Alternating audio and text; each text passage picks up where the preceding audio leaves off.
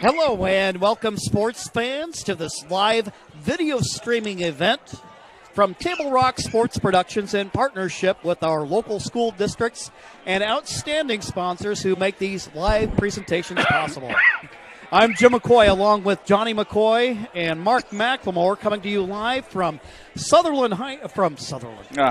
Man, I tell you what. That was a couple of weeks ago. Okay, let's go ahead and go forward in the time machine. We're at Coquille High School in Coquille, Oregon. We thank you for joining us today. Welcome to the Lithia Superstore pregame show, powered by Siskiyou Cellular in Southern Oregon, and featuring the Coquille Red Devils versus the Cascade Christian Challengers. We're pleased to bring you this game on TableRockSports.net in partnership with the Coquille School District and our sponsor business partners. Joe Brett is the executive producer for this event. Our sponsors keep these events free for fans to enjoy. Please let them know you appreciate their support. Please help Table Rock Sports by subscribing to our YouTube channel, and thank you if you already have. You can see already the Red Devils in their home red uniforms warming up on the field. We're surrounded by some Cascade Christian fans who are cheering their team on as they take the field, as we're just moments away from the kickoff of tonight's game. Coming into the matchup, the Challengers come in with a 3-0 record, having won in decisive fashion against North Valley, who probably gave them their toughest test of the season. Then they rolled over Sutherland and Brookings Harbor. Meanwhile, Coquille, they opened up 2-0, defeating Brookings Harbor by a pretty definitive margin. The following week, they made a trip over to Phoenix and were 52-21 winners.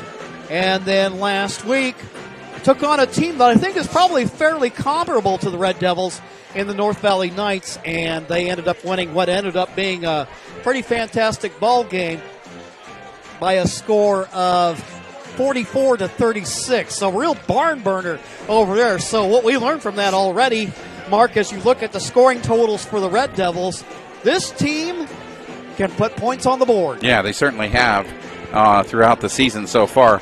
Looking at the competition, the Challengers struggled a little bit with North Valley, only put 29 points on the Knights, and meanwhile, the Red Devils put 36 on them. So even though they lost the football game. So it'll be interesting to see how this one plays out.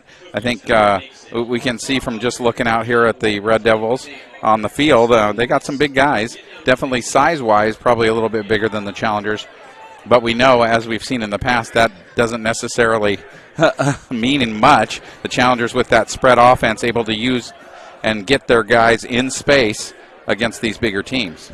Well, so far on the season, Cascade Christian been able to, with their speed, pretty much take on all comers, and so that will be something that we watch tonight. The Red Devils with their wing T offense that we'll expect, and this will probably be the MO of most of the opposition throughout the year, that they'll probably try and see if they can run it up the gut of that Challenger defense and get points, and then get yards on the ground that way. Oh, and by doing that, you can play keep away and keep that quick strike Challenger offense off the field if things are going according to plan. Yeah, and you avoid some of the costly things that Brookings Harbor saw against the Challengers trying to throw the football with those interceptions last week. And the Challenger offense, we talked about a little bit during the broadcast, only 24 offensive plays last week because of all the defensive touchdowns. So they sort of dominated on so much on the defensive side of the ball and were able to score so many points on defense, they didn't really get to run a lot of offensive plays. So it's going to be interesting to see. I'm sure today they will be running quite a few more offensive plays, and maybe they'll get a chance to run some of the plays that they had, sort of slotted to run last week and weren't able to get them in the game. I think one of the things that we'll see tonight as we take a look, our first extended look at Coquille this season, is that there are a number of familiar faces from last season, that there are players that maybe as underclassmen kind of took their lumps, went through their growing pains, And then, now they're that much further along in terms of their experience. And maybe we'll get a chance to see if that experience will pay off. We know that for the Challengers, they have a fair number of seniors on their team, but they've replaced a number of starters from last year. And fortunately, if you're a Challenger fan, that it's been, a good, positive for them so far. What we'll go do is take a break right now. I think we're okay. They're just going to announce the Coquille starters, it look like. So we got a couple of minutes here before they do the anthem. I think it's going to be, like you said, there's some talent on both sides of the ball for Coquille, and it'll be interesting to see how they match up with the Challengers as far as having the right number of athletes to match with the Challengers. It was the one thing that I felt really good about last week with Cascade Christian was watching the defense. They really stymied Brookings Harbor. They had less than 100 yards of offense in the game, and just a fabulous effort all the way around defensively by Cascade Christian.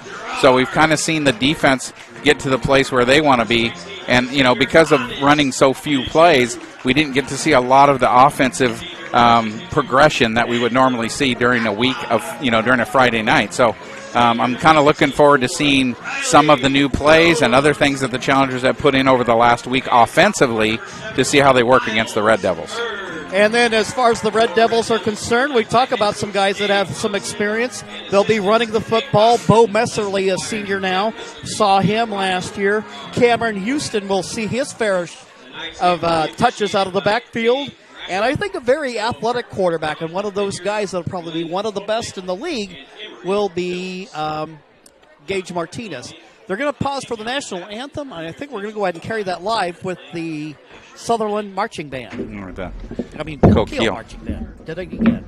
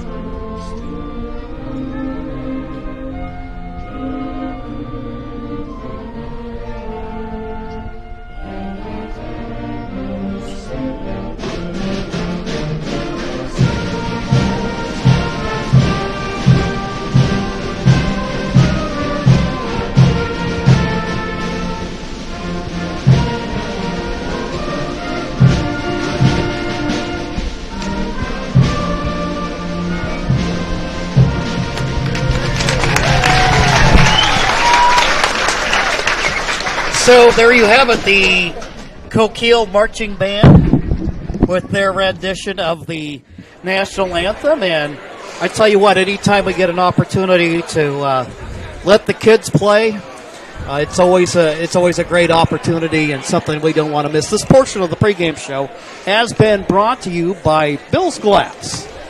They're the clear choice in Southern Oregon for almost 50 years, locally owned, family run. Bill's Glass in Ashland, Medford, and Grants Pass. They're getting ready to take care of the coin toss right now and headed out towards the 50-yard line. With their back to us are the captains for the Red Devils. Out there is 52, Kieran Sherritt. 18 is Peyton Leap. Number 2 is Levi Hoyle.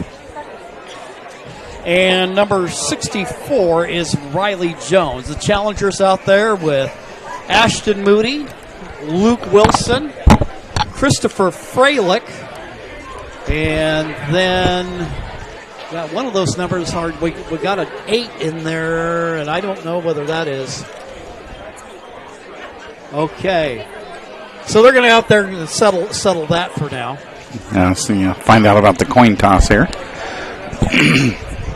And, it's a nice evening here in Coquille, probably about 60 degrees, and, you can feel a little bit of the coastal feel here. and it's going to be a fun night of football. Well, that was the crazy thing on the way over here, Mark, while you're going through Josephine County, Grants Pass area. A lot of smoke in the air, but it was funny. Once we got into Coos County, you could take notice that it was like immediately, it was like we hit a wall. Yes. It was a wall of good, clean, crisp air, and it's a pleasure to be here tonight. And Peyton Mauer's the other captain out there. Peyton Mauer's that captain of that. 3 looked like an 8 from here. And well, then when I saw him move and how much taller he is than the rest of the guys, made it pretty obvious. Yeah, it was kind of a dead giveaway. Yes. So Cascade Christian winning the coin toss, wearing their road whites tonight.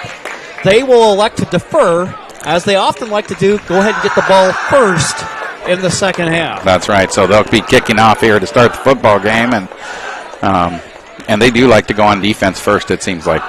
Well, I think it makes sense. Early in the game, there's usually a lot of adrenaline. Adrenaline tends to favor the defense. Sometimes that adrenaline can be almost too much if you're trying to throw a football and complete a pass. So a good idea there for the challengers. Before or after the game is a great time to visit Dutch Bros and enjoy your favorite beverage. September is Buck for Kids Month at Dutch Bros, where $1 of every purchase goes to local youth organizations in our communities. Red Devils in their home red uniforms, black numerals, and white trim. Yeah, fairly easy to see for us. That's a good thing. Oh, we always like that. Joe Silva is number 4, and number 1 is Deegan Johnson.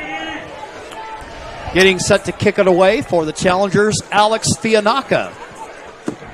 Alex, about pretty typically expect him to get the ball inside the 10-yard line and get enough height on it that hopefully the coverage unit can get in underneath it.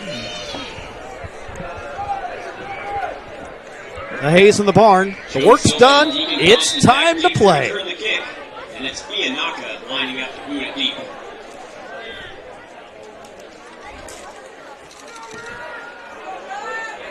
End over end kick taken by the Red Devils.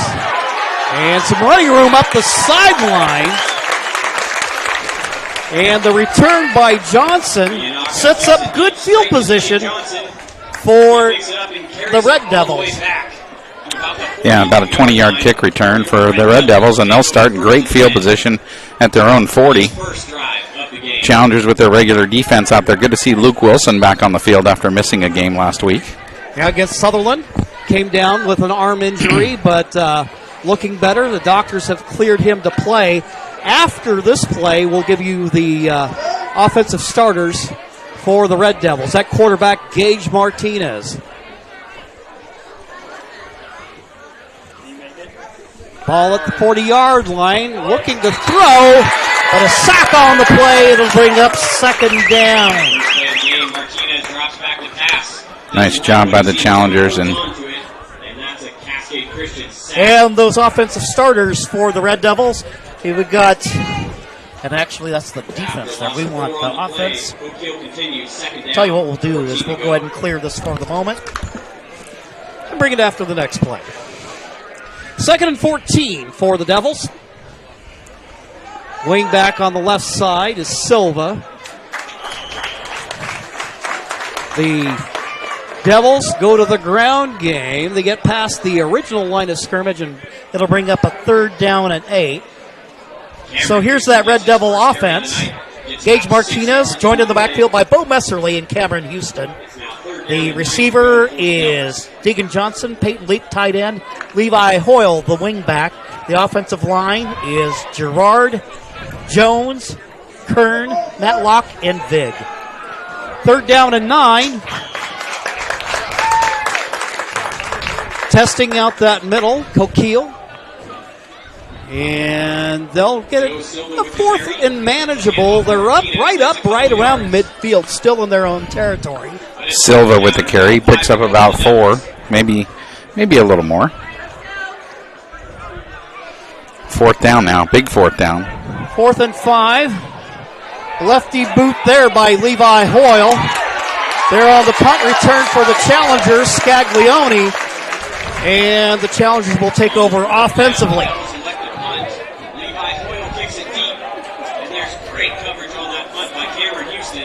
So taking a look at the Challengers offense. And Cascade Christian will take over first and 10 at the 20. Ashton Moody, Brendan Van Wart, Peyton Maurer, Kellen Klecker, Dylan Westlake, Derek Farmer, Jack Nips, Sam Seiss, Zach Cook, Luke Ryder, and Mason Hoffman. First down and 10 for Cascade at their own 27-yard line. Klecker, the man in motion, goes to the left side. Moody completes the pass to Derek Farmer. Farmer will get it up to about the 35-yard line. Yeah, nice block out there by Kellen Klecker in front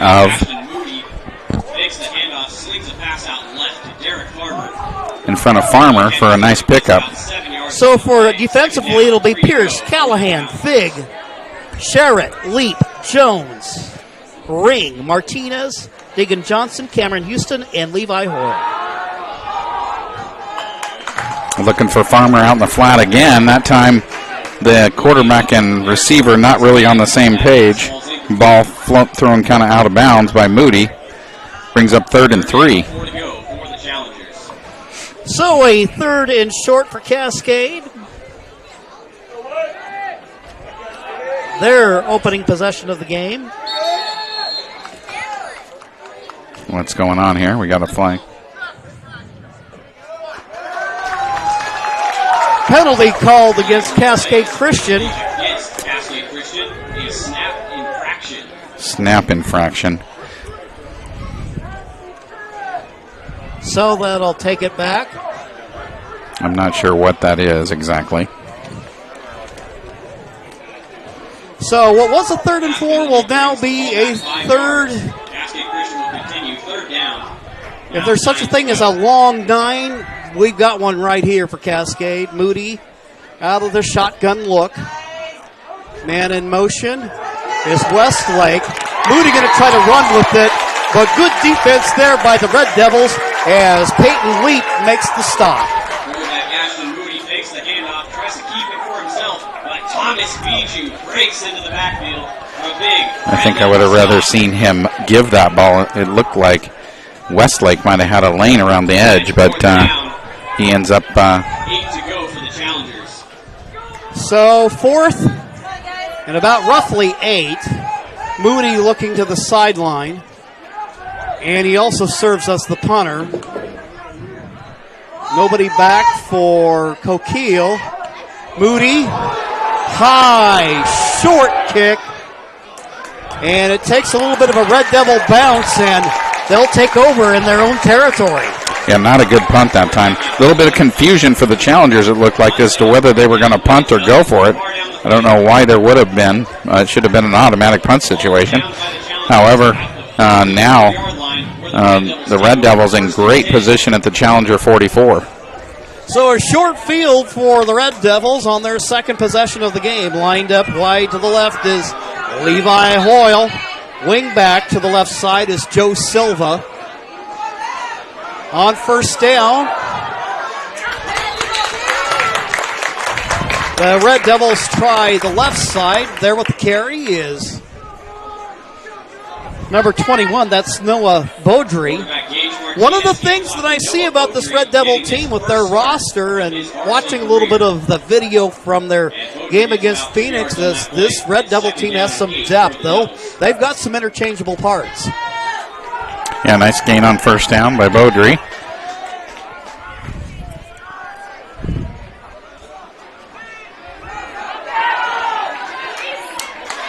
Mason Hoffman on the stop that time. Mason Hoffman from his linebacker position for Cascade Christian. Houston with the gain. Gets a couple yards on that play. We'll bring up a 3rd down and 4. Brought down by Moody at the Challengers. So good field position and a good down and distance. Well, and one of those things where they're gonna go for it on 2 downs here. If they don't get it here, they're going to go for it on 4th. They're in that part of the field where you would do that. David Tonneson with a pretty wide open playbook here. They're going to go ahead and give. And some running on to the left side. Good blocking by the Devils. And picking up first down yardage, Noah Beaudry. And 18-yard gain and a big first down for the Red Devils. So Red Devils success here on their second drive of the ball game. Red Devils continue their drive. 7:56 left to go in the first quarter of play. Out wide to the right is Deegan Johnson. The slot on his side is Joe Silva. Wing back to the left side is Cameron Houston. Martinez rolling right, looking to throw. Pass through the hands of his intended target. Looking over the direction of Silva. Silva, the junior receiver. And it'll bring up a second down and 10. After the incompletion, it is second down, 10 to go for the Red Devils. Coming in off the bench is Levi Hoyle. He's coming in with the play, I believe. Challengers up front with Jack Nips, Zach Cook, and Sam Seiss. Second down and 10. A little inside reverse action. Houston gets some running room out to the right. And it looks like he'll be close to a Coquille first down. Yeah, the little inside reverse, very effective against the Challengers when we saw that run by North Valley in the one of our previous, actually it was Sutherland that ran that, I take it back, in one of the earlier Challenger games, and a nice gain on that one. That'll move the ball down to the 15-yard line of Cascade Christian.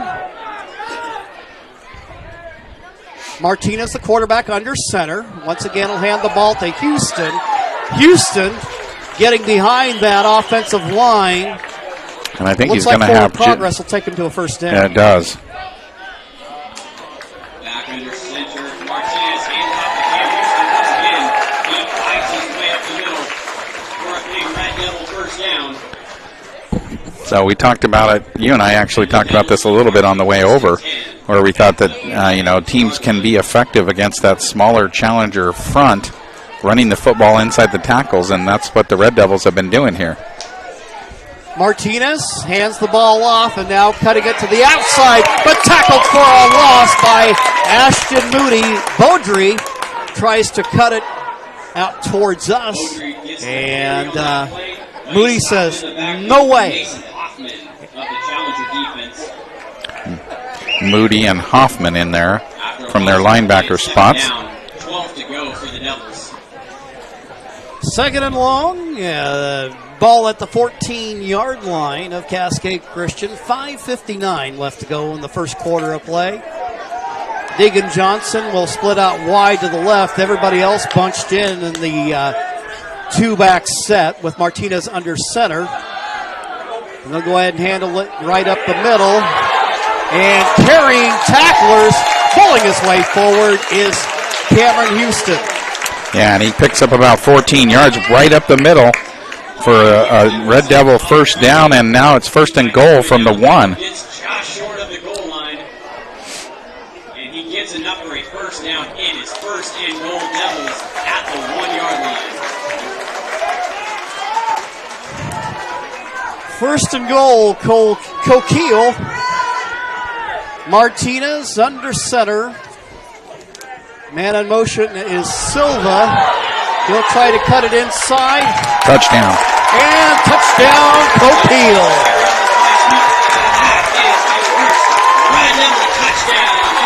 We'll show that on the replay for you.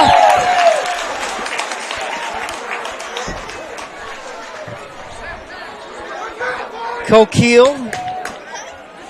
Success, and I believe, Mark, this is the first time that the Challengers have trailed all season. But you see that they line that up, and they've been really, I like how they vary up their playbook. Yeah, they've done a good job of running the ball with all kinds of different guys so far.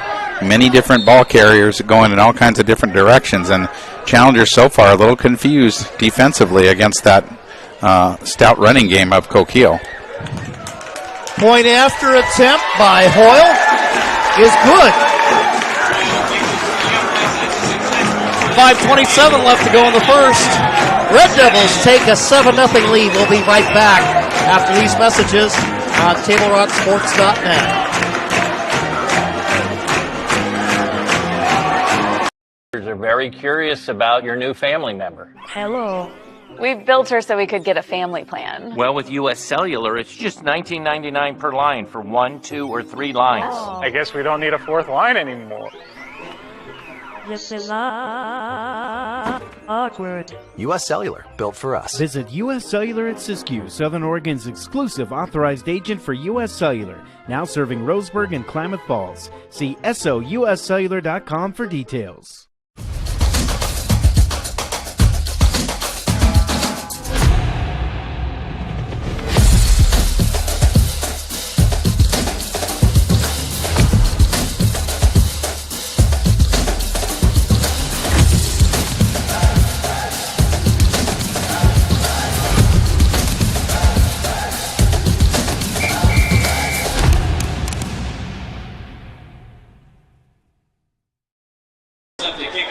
Back here at Coquille, the Red Devils, who just scored, getting ready to kick it away. Back deep to receive Dylan Westlake and Luke Wilson for Cascade Christian. Levi Hoyle getting set to do the honors.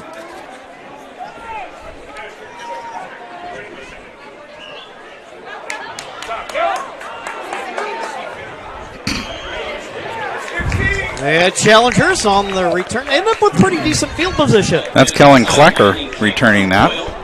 Nice catch by him, actually. Kind of a weird spinning kickoff, and he makes a nice catch and manages to get the ball up the field to the 40, and the Challengers in good field position. So the kicking game giveth, and the kicking game taketh away. Coquille able to capitalize on a very short punt by Ashton Moody. Yep. But right here, Challengers get good field position out of the short kick by Hoyle.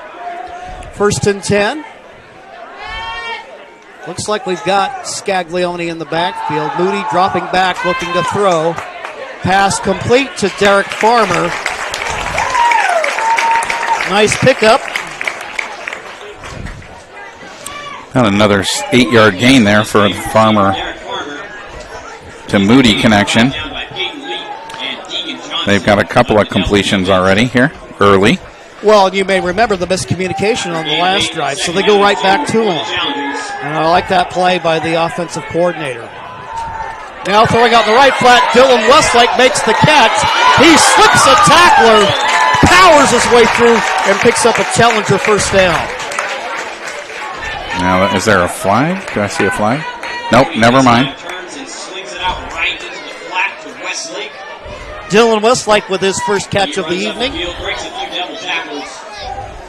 And gets a Challenger first down. Tackle made by Jericho Jones. First down of the game for the Challengers. At the 47. Jericho Jones making the stop. Ball at the 48-yard line. They'll go ahead and throw out to the big man, Peyton Maurer. Maurer falls forward as he makes the catch. And the Challengers move the chains. 14-yard gain from a nice little quick out there to Maurer. He has a big cushion by the Red Devils, and he takes advantage of it, just kind of turning out right in front of the defender, and a nice throw by Moody right on time. Scaglione in the backfield now, along with Ashton Moody. Trips out to the left side. Maurer alone over to the right. Will hand the ball to Scaglione. Scaglione finds some running room. First run of significance there for the Challengers. They're kind of set the pass, or the run up with the pass there. Well, you may remember, again, the Cascade not running many offensive plays last week. It seemed like it almost felt like Scaglione was a forgotten man. But he picks up 9 on the play, and it'll bring up a 2nd down and 1. Moody dropping back. Looking downfield, looking left, ball hangs up in the air, and the catch is out of the back of the end zone, incomplete to Farmer. Had him down there, but just took a little bit too long to get rid of that. A pass deep into the back of the end zone, and it's just out of reach for Derek Farmer. So it'll bring up a 3rd down and 1 with Cascade Christians at 26. Not a bad play call because you know if this happens that they still have a couple of downs to work with. Absolutely. On the other hand, if you get paid dirt, then you're on the board. Moody throws it right. Goes to the ever-reliable Peyton Maurer. Maurer up the sideline. And the Challengers are in the red zone. Yeah, 10-yard, 11-yard completion there to Peyton Maurer. Another first down for Cascade Christian. Gets down to the 15-yard line, so the Challengers working on an answer to Coquille. And again, if memory serves me correctly, this is the first time that the Challengers have trailed. Yeah, I think so. In three and a quarter games. Moody dropping back, looking right, looking for Maurer. Looks like his feet were in. They were touchdown Challengers. 15-yard touchdown to Maurer. And a nice drive by the Challengers. And that time it's in the end zone. So let's go ahead and call up the replay for you. Let you see that play.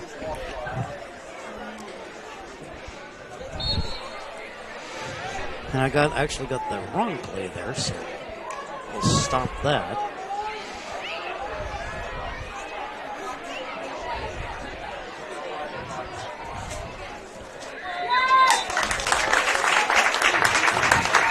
Point after attempt by Hoffman is good. That'll tie up the game. We'll take a quick timeout, and then we'll be back with more football right here on TableRockSports.net.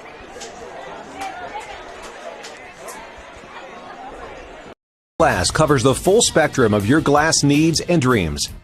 Having new windows installed by Bill's Glass dramatically update and improves the look of your home and helps reduce energy bills year-round. Let Bill's Glass show you what you've been missing. Bill's Glass, the largest glass company in Southern Oregon for your home and auto, as well as the trusted industry leader for over 50 years. Locally owned, family run, Bill's Glass in Ashland, Medford, and Grants Pass. This is Maya.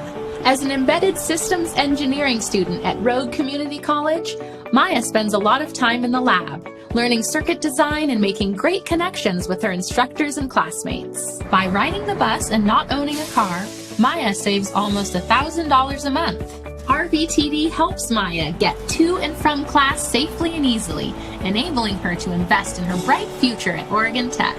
Way to go, Maya! Deegan Johnson and Silva back deep to receive. The kick from Alex Fianaka. Good, solid end-over-end kick taken deep by Silva.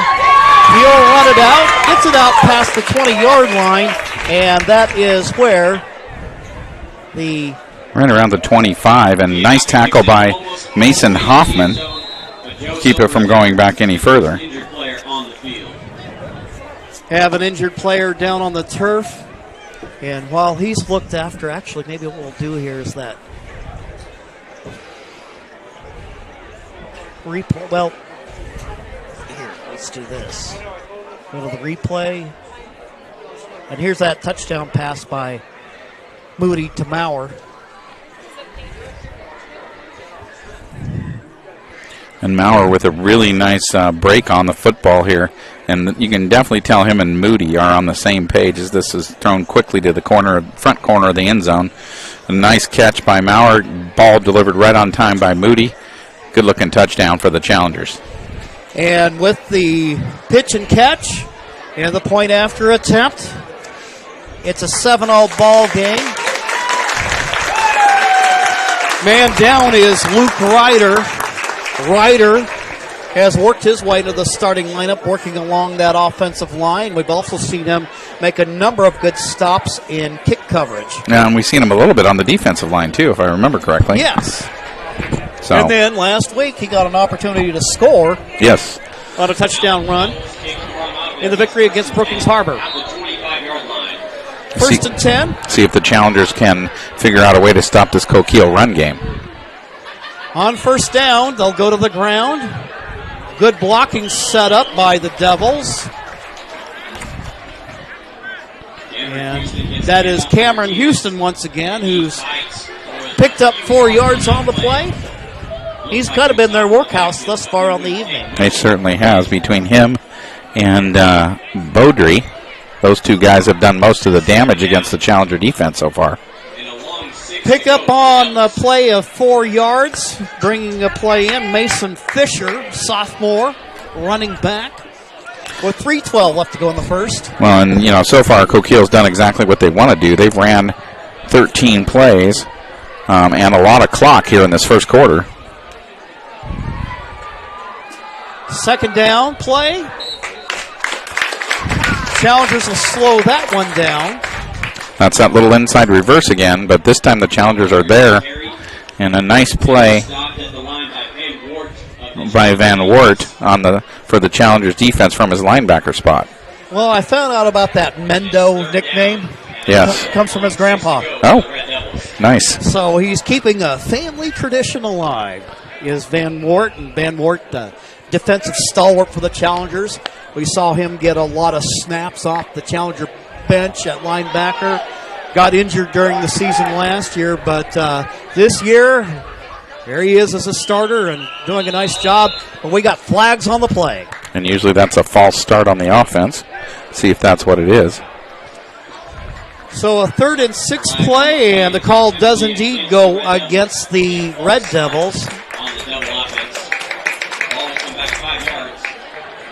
So that'll bring up a 3rd down at 11 with 2:16 left to go in the first quarter of play. And so far we haven't really seen the Red Devils been in any 3rd and long situation. So it'll be interesting to see what they do here. Most of these kind of teams have struggle in the 3rd and long situations. Gage Martinez getting some pressure, looking downfield. And Van Wert with the pressure. Nice job by him. And that ball, so he just throws it out of bounds. A smart play by him. He's outside the tackle. And that's a new rule in high school the last couple of years, where the quarterbacks can get rid of that football as long as they're outside of the pocket. And he definitely was in that play. So now it's 4th down. 13 to go for Coquille. They're in punt formation. Hoyle getting set to kick it away. It looks like we got Scaglione back deep to receive. Line drive kick. And a short kick for Coquille gives the Challengers excellent field position at the Coquille 31. So the Challengers, if you're a Challenger fan, get a much-needed stop defensively, and now they get a chance to perhaps kind of retake momentum here and the lead in the game. And come right out to the line of scrimmage, ready to go. Westlake in motion. Moody, the throw. Pitch complete to Maurer. Maurer runs up the right side, and that big 6'3", I'm guessing he's closing in on 180, 185 pounds, ends up picking up a 1st down for the Challengers. Yeah, the little inside tunnel screen that the Challengers love to run for a 16-yard gain. And another Challenger 1st down. Once again, trips to the left and Maurer to the right. We'll hand the ball to Scaglione. Scaglione has running room, cuts it back to the inside, spins out of a would-be tackle. And a 16-yard touchdown run. Touchdown run for Caleb Scaglione. Yeah, nice job that time of picking his hole.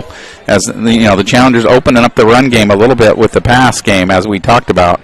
If you're Coquille, you got to start paying attention a little more to Maurer and those outside receivers, and that opens up the inside run game. And that time, Scaglione with the big run for the Challenger touchdown. Well, you can see on this play here, nice goes outside, cuts it inside, and also good blocking by the Challengers. As Cascade scores and takes the 13-7 lead.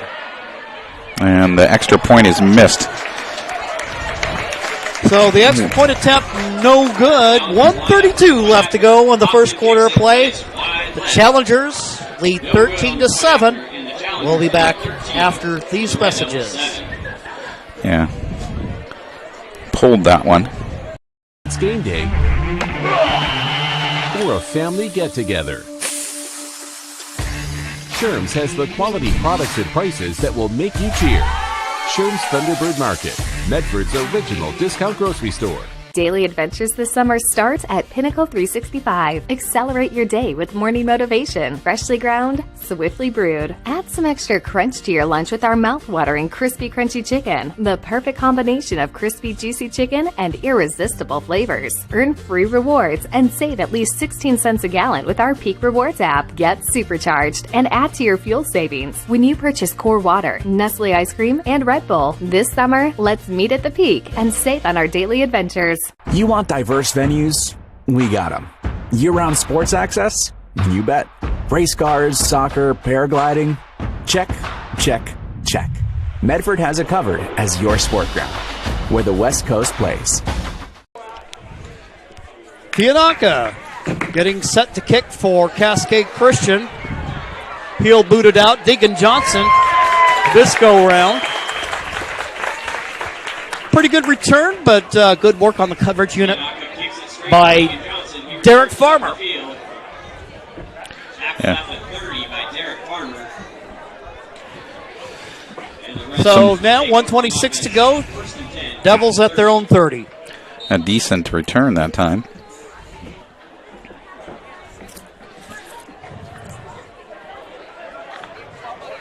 Since the Red Devils up in pretty good field position here toward the end of the first quarter. Hoyle split out wide to the left on first down. They go to the ground game once again, running up the heart of that Challenger defense. And once again, it's Houston. It's about 4 on the play. It's second down and 6 for the Devils. Gain of 4 on the play. Second down and 6. Inside a minute to go here in the first quarter of play.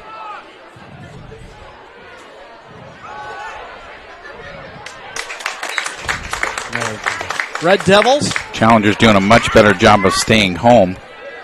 Now defensively, that time Zach Cook with the tackle for Cascade Christian. Well, and he's one of those young linemen getting his first action as a starter this year. And you just see game by game as we watch a team, and this is what you want to see if you're a coach or a fan, as this, as the guys grow and step up into their roles, they rise to the occasion and make disciplined football plays. On third down, Derek Farmer with the tackle over there. They go to Silva. Joe Silva wearing number 4. And we have a penalty flag on the play, we're told. Which I would think the Challengers would decline because it's going to be fourth down. Holding and they the call. do decline it. And it's a loss of about 5 yards. So it'll bring up a fourth down and long. And I'm just going to guess, Mark, that they're going to punt it. That they will be kicking it away. It looks like they want to punt it before the quarter ends. And they do. And a good kick this time by Hoyle. Scaglione almost leaves it behind and wisely elects to fall on it. Yeah, very good choice by him to keep the football as the clock runs out for the end of the first quarter. So at the end of one, it's been an entertaining back-and-forth football game. Challengers lead at the moment, 13-7, and they've got the ball. We'll be back in 60 seconds. So what do you do when a loved one has been wrongfully injured or killed? It's simple. Just go to letusfightforyou.com. That's it. Letusfightforyou.com, helping Oregonians get justice for over 40 years. Pick it up. Let's go. Come on. Defense. Defense. What am I teaching you at home? Has this kid played before? Shoot it. Oh. Ah. Come on, ref. Open your eyes. Can't you see out there? So, which one's your kid? The referee. You can be a parent, athlete, coach, or an official, but you can only be one. Know your role. So what do you do when you can't work because you were injured on the job? Easy. Just go to letusfightforyou.com. That's it. Letusfightforyou.com, helping Oregonians get justice for over 40 years. Start of the second quarter. Today's game is brought to you by Tap Rock, Northwest Bar and Grill in Grants Pass, Elmer's Restaurants of Medford, and the Southern Oregon Sports Commission's Know Your Role campaign, promoting respectful behavior at youth sporting events. Challengers come out, tied atop the league with the Lakeview Honkers, who are off to a good start this year. Coquille offering up a darn good test. Pass complete to Luke Wilson. Wilson scampers up the sideline, or he'll pick up first down yardage and more. Yeah, nice job. A little bubble screen that time to Wilson. Wilson injured in the game against Sutherland. I don't recall him really seeing any action last week, but he's been cleared to play, and his speed valuable in the challenger lineup. Wilson on the fly sweep, takes it across the 45, across the 40, before he's run out of bounds. Yeah, another 13 yards for the Challengers. Luke Wilson. Challengers have runners from a variety of sources. Right now, they're going to go to Scaglione. Scaglione taken down. Good stop defensively by Cameron Houston after Wilson picks up a yard.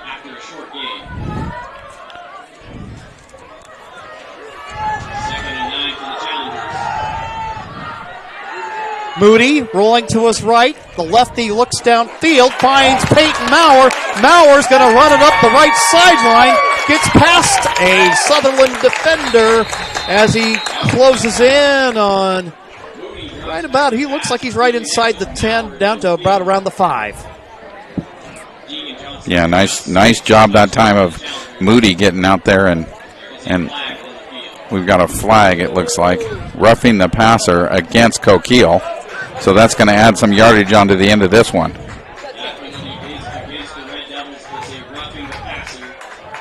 So that will move the football. I would think half the distance to the goal, because the ball's on the 5-yard line right now.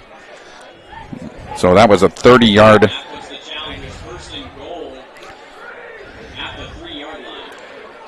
So it only turns into about a 3-yard penalty for Moody. Hands it to Scaglione. Scaglione, however, runs into a sea of red. Yeah, only gets a couple of yards on that one. So that'll bring up a second and goal. Right there about the 1-yard line. Now Van Wart into the challenger lineup. Now Moody going to keep it. Tries to power his way in, and he does. Touchdown Moody on the quarterback keeper. So the Challengers score once again. The 1-yard touchdown run by Moody puts the Challengers on the board, and they're, as they usually do if they miss an extra point, they're going to go for 2 here. On the quarterback power around the right side, Moody in for the 2-point conversion, and the Challengers get that missed extra point back. So Moody keeps it. Goes for 2 successfully. 21-7 ball game with John L. Scott scoreboard. Fall sports action is brought to you by our title sponsor, Lithia Superstore Jeep Dodge Chrysler, and our presenting sponsor, Siskiyou Cellular of Southern Oregon. New stores are opening in Roseburg and Klamath Falls. Now, 9 locations to serve you. Looking at some of the other action going on this evening, and a couple of interesting games. I think there's a couple. Well, there will be a couple of teams in our league who are currently winless. That won't be the case for them after tonight. And because they're playing each other is what you're saying. Yes, yes. We've got a handful here at the bottom of the heap. And, of course, Lakeview, kind of an upstart team. And Lakeview in action on the road against St. Mary's. Game we're watching with some interest will be South Umpqua versus North Valley at North Valley's place. Yeah, that should be a very interesting game. Fianaka kicking it away. Kick taken at about the 12 by the Red Devils. That's Silva with it. Solid coverage there by the Challenger coverage unit.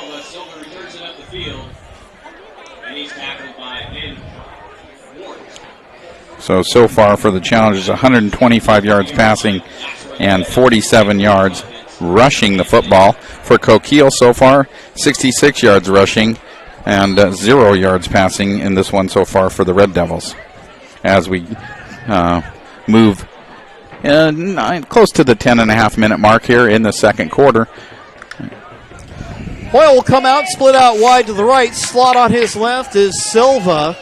So the Red Devils showing a lot of different looks early. And once again, they show like they're going to do a fly sweep, but then hand the ball to Beaudry. But the Challengers able to bottle that one up. Defense doing a much better job of staying home for the Challengers on those little plays where there's a lot of eye candy going in one direction and the running back is actually going in the other. So the Red Devils at their own 23-yard line. 10 minutes left to go in the half. Challengers, after trailing 7-0, have answered with 3 touchdowns. Cameron Houston with the ball. Sam Seiss there swallows him up. And it'll bring up a third. Well, it looks like they're going to say maybe he lost just about a yard or so. So that'll bring up a third down at 11. I'm going to have to ask sometimes. Seiss, that's a name you ordinarily associate with St. Mary's. I know that the Seiss clan, very big family in the Medford area, and wonder, there's got to be some connection somewhere. I'm just not sure how. Big family, a lot of stars of the past for St. Mary's. But Sam Seiss playing defensively for the Challengers. Martinez on the 3rd and 10, looking long downfield. Well overthrown that time. Looking in the direction of Levi Hoyle. And we had Plecker back there defensively for the Challengers. Along with Peyton Maurer from his safety spot, and both good coverage by both of those guys, double covering the receiver that they wanted to throw to down the middle. So nice defense by the Challengers, and now punt formation here for the Red Devils. So Hoyle gets ready to kick it away. Back deep to receive will be Scaglione. Lefty boot, and little bounce end over end. And it looks like the Challengers will get it with pretty good field position at their own about 42-yard line. Yeah, nice job by the punter that time, Hoyle, kicking it away from the return guy so it can get some bounce and some forward roll and at least make a shorter kick turn into a longer one by how far it rolled before it was being marked down. Challengers take over, though, and still in pretty good field position on their own 41. Today's game is brought to you in part by Avista Utilities and our friends from Pinnacle 365. Use your Peak Rewards to save on gas and snacks on your next road trip with the team. Moody comes out in the backfield. Scaglione along with him. Moody looking long for Derek Farmer. Hangs it up there. The catch is made.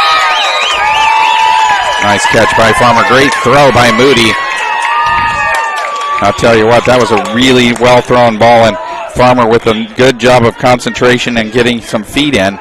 Clear down to the 17-yard line. Well, Moody comes in with a completion percentage of 70%. Definitely one of his hallmarks has been his accuracy.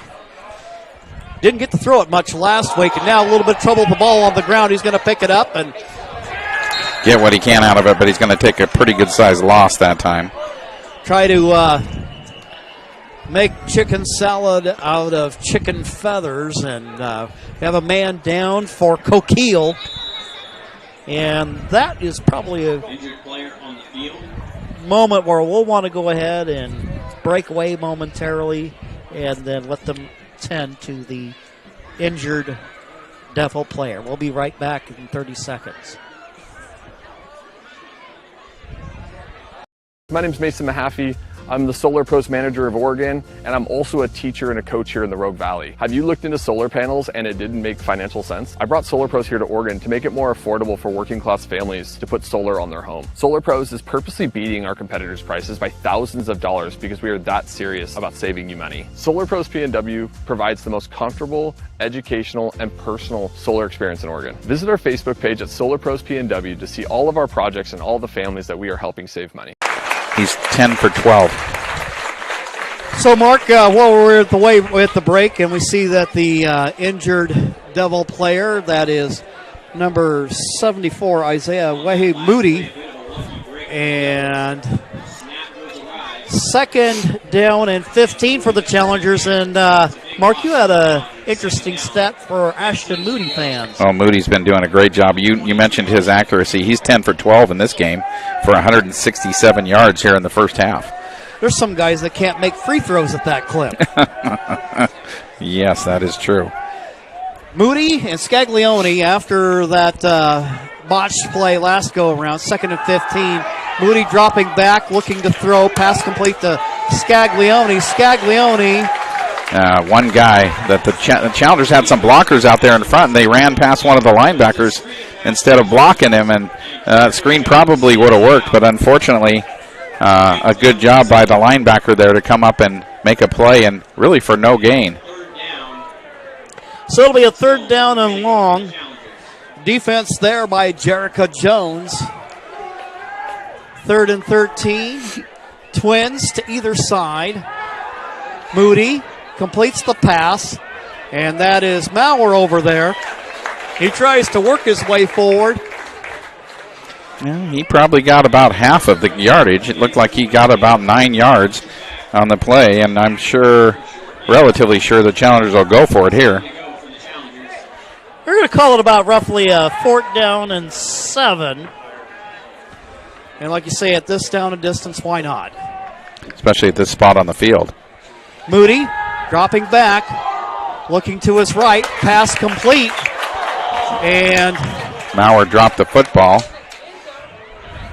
But the ball, I think they're calling it down. I was going to say, it looked like, and you always get in that whole thing, okay, did he make a football move and all that complicated stuff that you're grateful that referees who know the rule books and know how that works out. And they're going to say that the ball was caught and then fumbled, so it'll be a 1st and goal. From the 1. And in for the touchdown is Scaglione for the 1-yard run. Scaglione in for the score. And we'll get all these highlights for you at halftime.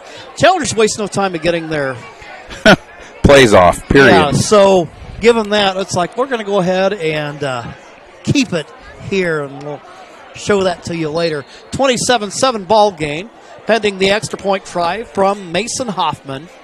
Out of the hold of Ashton Moody. And the extra point attempt is blocked. As a bad snap that time. And as hard as Ashton Moody tried to get it and put it down for Mason Hoffman, it just wasn't going to happen.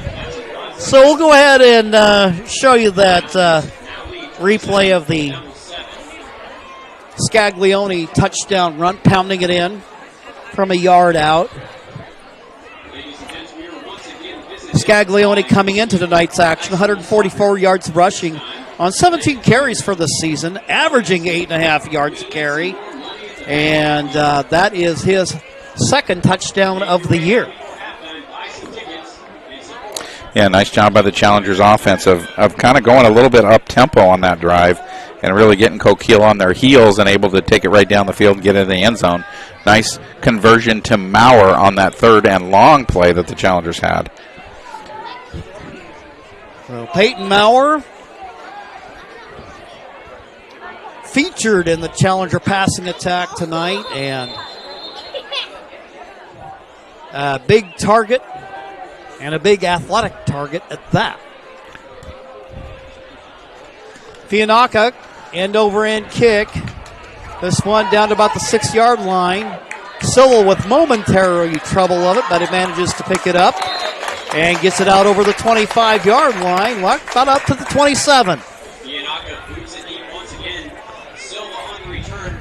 Another nice kick return for Coquille. So Coquille, they've had some success moving the football this evening. Certainly, probably given the challengers their stiffest test thus far of the season, where they've run into trouble. And it's always, been the case so far this season is that they've struggled to find success in the passing game. On first down, they'll give it to Houston. Derek Farmer sniffing it out. Looked there for a moment like Houston would lose him, but there to finish him off for the challengers. That looked like Cole Brightly there. Yeah, nice job by the challenger defense of stringing that out. So it'll be a loss of about, we'll say, a yard on the play to bring up second down, along as Deegan Johnson brings the play in from the sideline. 6:12 to go in the half. Martinez under center. Hands off to Houston. Houston has some good blocking, some running room, and he's close to a first down. Yeah, he got, remember they were a couple yards behind the line of scrimmage, so nice 10-yard game by Houston.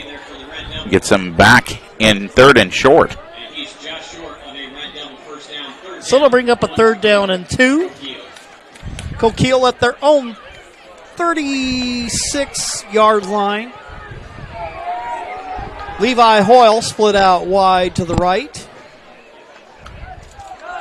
They'll hand to Houston, and he'll have first down yardage and a little bit more. Yeah, he gets about 3. He needed 1.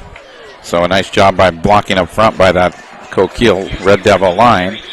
And there's another first down for Coquille. Well, you can't help but wonder as the game progresses, that the Red Devils maybe have a little bit more in the way of depth than do the challengers. If this won't wear down the challengers some, I think where things get problematic is the matter of time and the amount of deficit you have to do to catch up. And there with the sack is Derek Farmer. And nice job that time by Farmer coming off the edge on the blitz, linebacker blitz, and unfortunately not seen by the quarterback, Gage Martinez, and he gets hit pretty hard that time by Farmer. That is not fun. No, it is not, and it's about an 8-yard loss. That's where at least you hope that you get a lookout block, that the lineman turns around, look out! Yeah, but nobody even touched Farmer on that play. Nope, unabated to the quarterback.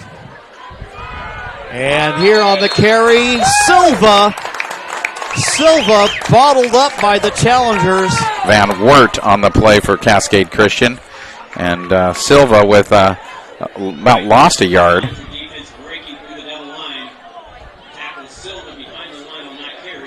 Breitler, a football newcomer for the challengers, but seeing some action on this series and doing some good things for Cascade Christian. And giving some of those other line guys a rest. I mean, that's a big thing for the Challengers to have another guy that can play that down lineman position. We also see Fianaka in as a defensive end. High snap, Martinez looking to complete the pass. Overthrows his intended target, just overthrows him. Deegan Johnson, and it'll bring up 4th and long. Well, and you can see what happens with that challenger blitz that time again. Martinez with not a lot of time to throw the football. He has to get rid of it sooner than he wanted to, and it looked like the receiver wasn't really even looking too much for the ball yet on his pattern because it got thrown quite a bit earlier than Martinez wanted it to, and that's an incompletion, and now Coquille in punt formation here. On my podcast last week, from the Skybox, had an opportunity to talk with Challenger defensive coordinator Mike Shawn, and he's definitely been on top of his game as a DC this evening. Yeah, absolutely. After that first drive for the Red Devils, there hasn't been much going on offensively for Coquille. You know, we saw this with North Valley and actually to a certain extent with Sutherland as well, that they have their moments, the opposition does, with running the football against the challengers, but invariably at some point you have to pass. Well, and the challengers make some adjustments because of that. You know, if you've been watching this game here as it's gone along, after the first quarter, the challengers no longer have a safety. They have one safety instead of two. They started the game with two safeties on defense, and then when they saw the Red Devils were primarily going to run, they added another linebacker and took out one of the safeties, and that's kind of the adjustments you have to make, and Mike Sean doing a good job of that for Cascade Christian. Twins to either side. Farmer, though, in motion, goes to the right. Moody going to throw it, then they're going to do the double pass. Farmer completes it to Maurer. Maurer went to the 10, to the 5. Touchdown, Challengers. The old double pass works to perfection. A 65-yard pass from Farmer to Maurer. What a play. I think this is the second time we've seen this tried by the Challengers this year, and this time it worked again. We'll probably just go ahead and get that in for you a little bit later so you don't miss it, or the point after attempt by Mason Hoffman. But what a play there. Moody to Farmer to Maurer. For the 65-yard touchdown. Maurer wide open behind the defense, as you know the Challengers have run that little bubble screen enough that as soon as Farmer catches it, you're pretty much ready for him to start running, and instead he pulls up and throws the bomb and we've got a movement on the offense. I think this is going to move the football back. At a degree of difficulty, if you will. It looked like the Challengers going for two, and they've had a little bit of trouble in the kicking game tonight. A bad snap that resulted in a block kick last go around. And let's see what they're going to do here. It's now the extra point is, clear back to the 8-yard line after the 5-yard penalty. Klecker and Westlake, the slots to the left side. Moody dropping back, rolling left, looking for Farmer, I think. There, and he can't hold on. He almost had that, and he got hit right as the ball got there. Nice hit by the Red Devils to knock that one loose, and the 2-point is no good. So, the Challengers score, and they lead the ball game 33-7. We'll be right back after these messages on TableRockSports.net. I ride the bus to get to work. My family and I just moved here, and my wife and kids use the car right now. Being able to ride the bus has been huge for us. All right, first day at the new job. Here we go. I ride the bus because I don't really like to drive anymore. I can take it to the store without needing to ask for help.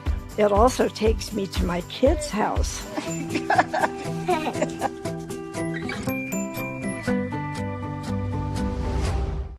Bill's Glass covers the full spectrum of your glass needs and dreams. Having new windows installed by Bill's Glass dramatically update and improves the look of your home and helps reduce energy bills year-round. Let Bill's Glass show you what you've been missing. Bill's Glass, the largest glass company in Southern Oregon for your home and auto, as well as the trusted industry leader for over 50 years. Locally owned, family run, Bill's Glass in Ashland, Medford, and Grants Pass. The Fianaka boot. Ball loose on the field. And recovered by the Red Devils at the 20. Looked like a dangerous moment there. Yeah, a little bit of a muffed kickoff as it bounced off one of the Coquille players. And Peyton Maurer coming into tonight's action. 10 catches and a touchdown reception on the year, but definitely fattening the batting average here this evening as he helps his team, who started out 7-0, now on top 33-7. And Moody 14 for 16 now for 255 yards passing. Well, actually, one of those was Derek Farmer. The Challengers 14 for 16 for 255. And with the carry, Noah Beaudry. Seen a good bit of him this evening in the ground game. Picks up a couple of yards to bring up 2nd down and 8. 2nd down, 8 to go for the Devils. 2:53 and counting to go in the first half. The Red Devils at their own 24-yard line. We mentioned the adjustments the Challengers have made defensively, taking out one of the safeties, and that has really been helpful for the Challengers here so far. Martinez looking to his right, and the pass complete to Deegan Johnson as the Devils pick up a first down. Yeah, the first completion actually for the Red Devils here in the first half. Just right in front of us, we're sitting in the bleachers. We're about 5 rows up. Short and reduce, let's go! Line up! 1st and 10. Devils at their 40. And once again, they'll go to the inside game, and there with the carry is Cam Houston. Houston looks like he'll get up to about the 45-yard line. Yeah, about a 5-yard gain on first down there. Cam Houston takes the ball up the field, gets about 5 yards on the play. And the Devils had pretty fair success with that play throughout the evening. In the first half. Split wide to the right is Johnson. Silva, the slot on his side. Right! And Beaudry going to run with the football.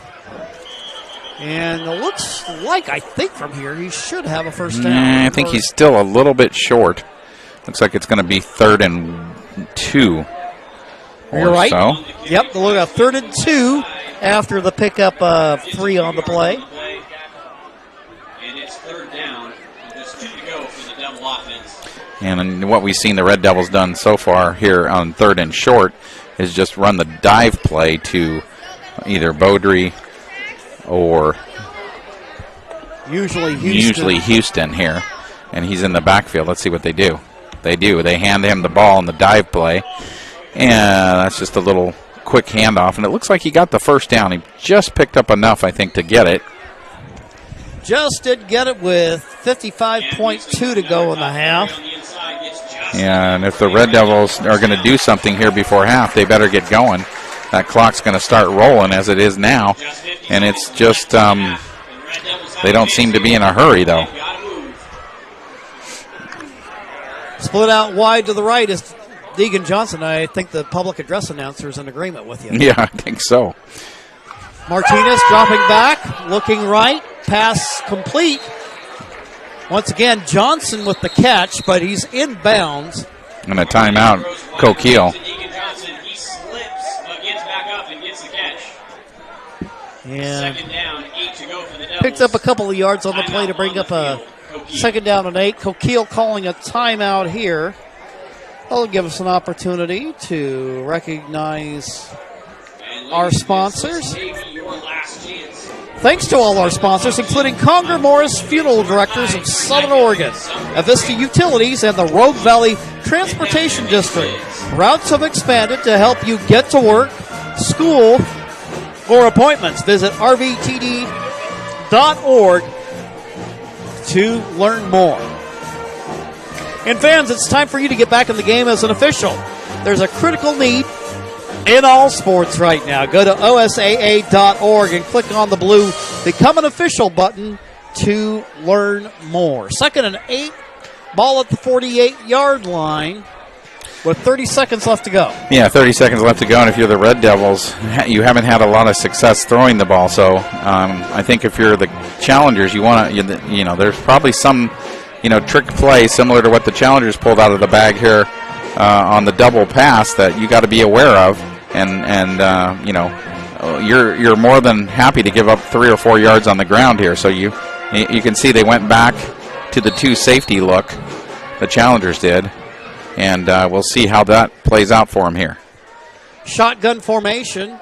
Martinez, the quarterback. Beaudry back there with him, and now Cam Houston. And again, pressure coming. Gets nailed as he throws it downfield. Cascade with a blitz. I believe that was Westlake with the pressure. Yeah, nice blitz off the edge again on the blind side of the quarterback, and Martinez really not seeing that again, and luckily he got rid of the ball just before he got hit. So it'll bring up a 3rd down and 8. The incomplete pass stopping the clock with 25.6 to go. I know the Red Devils have a couple of timeouts left, so I would not be surprised to see a running play here, just to try and get the 1st down and see if they can get a sort of surprise the challengers with a running play. And they don't know what they're doing, so they call timeout. So timeout called. We will take one as well. John L. Scott scoreboard showing the challengers leading 33-7. We'll be back after these messages on TableRockSports.net.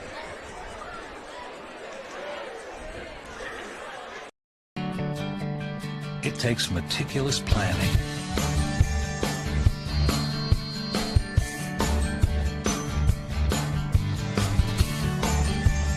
continuous monitoring, and forward thinking to deliver the perfect 3-egg omelet.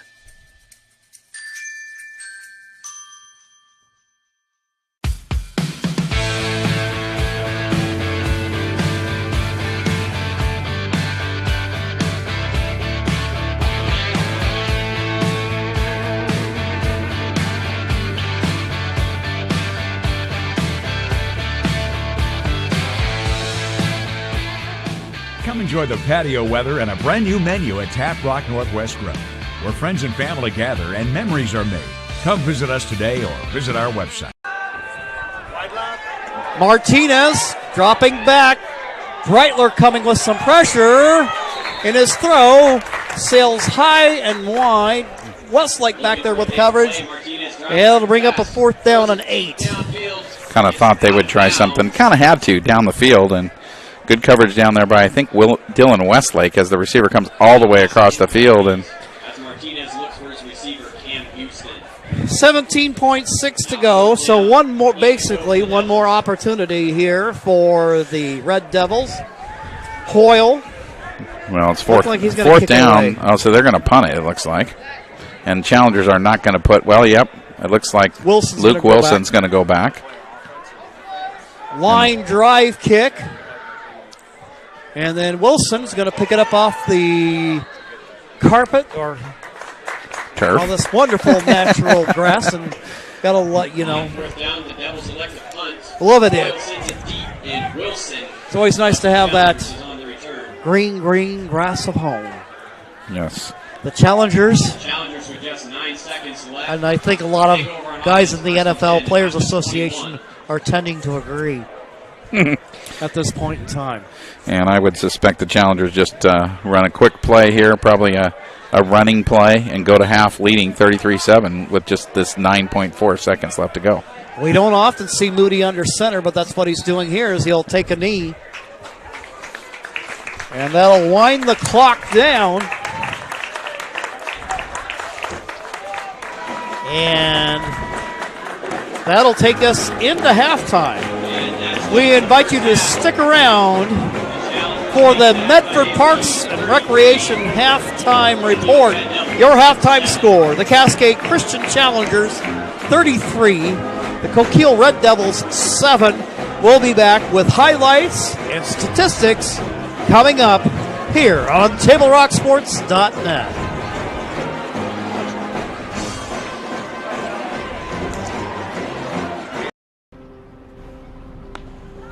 Thanks for the ride. I'll see you after the game. Hey, Dear Katie, I've been your #1 fan since I watched your first game all those years ago, and I still love watching you play. But I wanted to see you win so badly that my competitive nature got the best of me. I lost track of what's important. I thought I was supporting you, but I was really just embarrassing you. I'm not your coach, and I'm not an official. I forgot my role. I'm your parent, and you deserve better. From here on, I promise to keep my emotions under control. I'll cheer for you and all the other players, no matter the score, no matter the outcome. Thank you for sharing with me how I can do a better job of supporting you, your team, your coaches, and the sports you love. Still your number one fan. Love, Dad. Any turnovers yet on either team.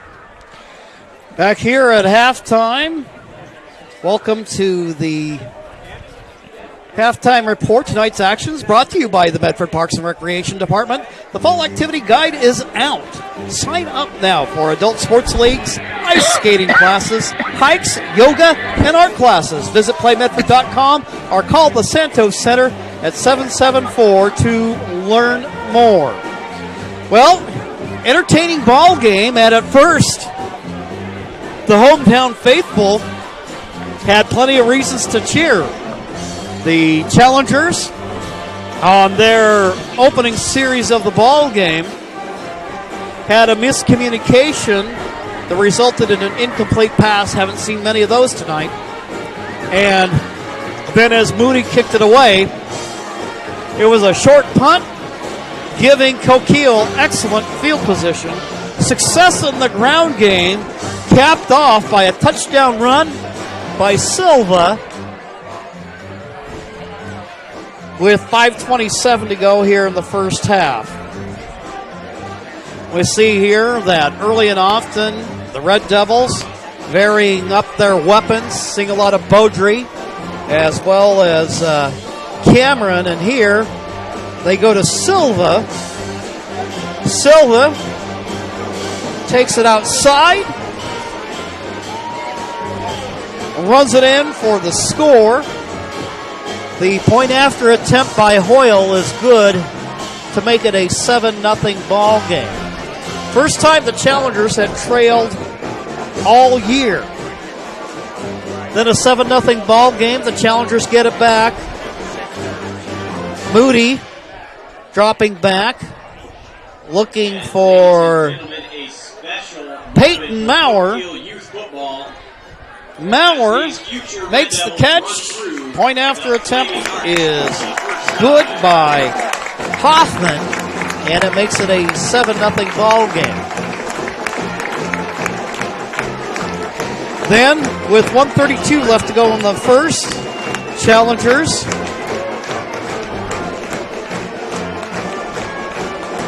go to Caleb Scaglione. Scaglione works his way to the outside, cuts it back in, runs it upfield. He gets the touchdown. Point after attempt, no good. And the score is 13-7.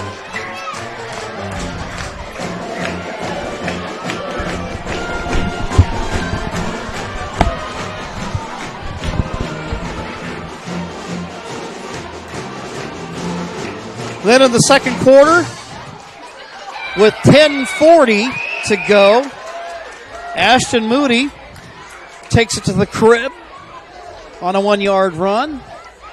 And then the 2-point conversion attempt by Moody is also good, as that puts up the Challengers by a score of 21-7.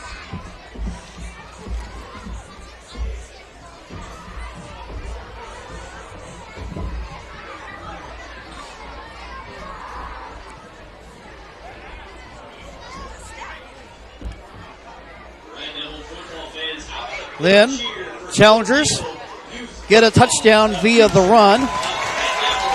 With 6:54, it is Scaglione scoring on his second touchdown run of the evening.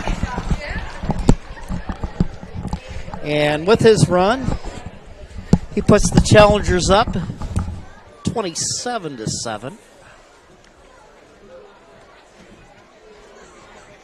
Then, an electrifying play late in the first half. One of the nice things when you have two quarterbacks effectively in your offense. Moody completes it to Farmer. Farmer downfield to Maurer. Maurer streaking up the sidelines, outruns the posse, and the Challengers take a 33-7 lead. The 2-point conversion attempt, no good, to give the Challengers your halftime lead of 33-7. Well, and after all of that, Mark, you've got the halftime stats ready to go. Well, I most certainly do. It's nice to have those replays, isn't it, where you can show the plays and you can look at the information that I wrote down for you. And there you go. Kind of mixes it up a little bit. It does. Makes it a nice summary for the halftime.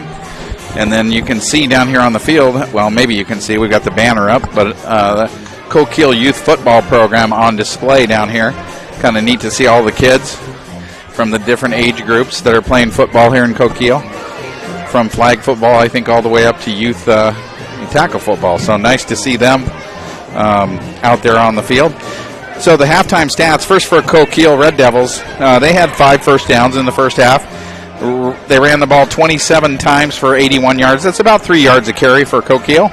Passing, they were 2 for 8 for 18 yards, and they struggled a little bit in the passing game in the first half. Challengers put a lot of pressure on Martinez throughout the first half, and he was only 2 for 8 for those 18 yards. So total offense, running and passing for Coquille, 99 yards of offense. They also had 80 yards in returns, mostly from kickoffs from the Challengers after they scored, for a total offense for Coquille of 179 yards in that first half. Coquille had 2 penalties for 8 yards.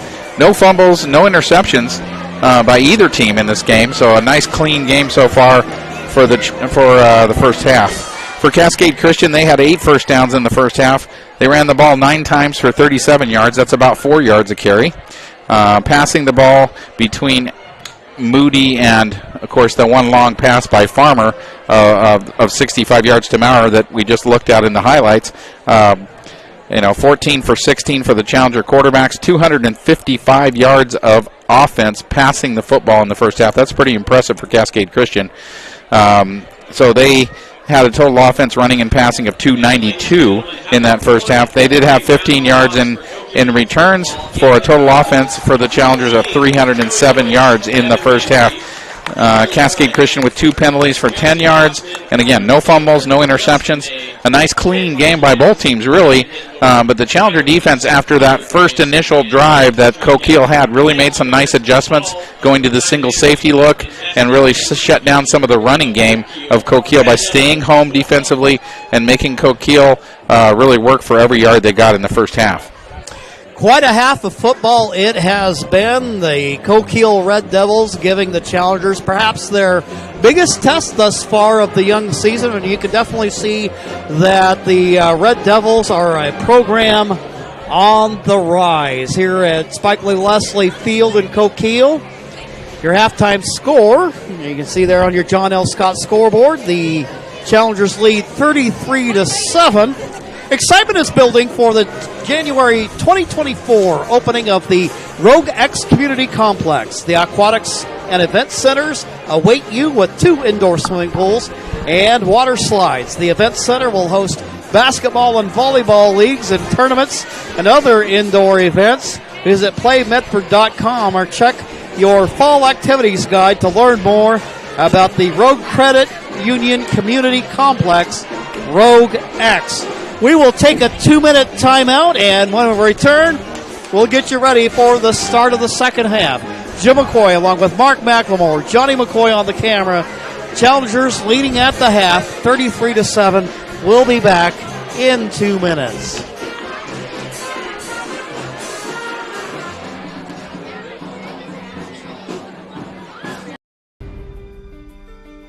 Choose a company that best represents you and our local community. Choose a company that focuses on relationships rather than transactions. Choose a company that empowers their employees and provides growth opportunities from within. Choose a company that shows compassion and rises to the occasion in times of need. Call a John L. Scott broker today. Any time is a good time to plan your funeral, except at the time of the funeral. At Conger Morris, we know that there are so many advantages to planning ahead. It eases the burden on our families at their worst time. Pre-planning also alleviates their stress, knowing the funeral costs are already taken care of, and it allows your service to be more meaningful, with all of your wishes being taken care of. Call us today for personalized assistance in creating your own plan. Conger Morris, we'll always be there.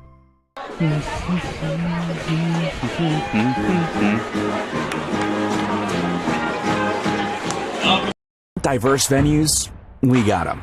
Year-round sports access? You bet. Race cars, soccer, paragliding? Check, check, check.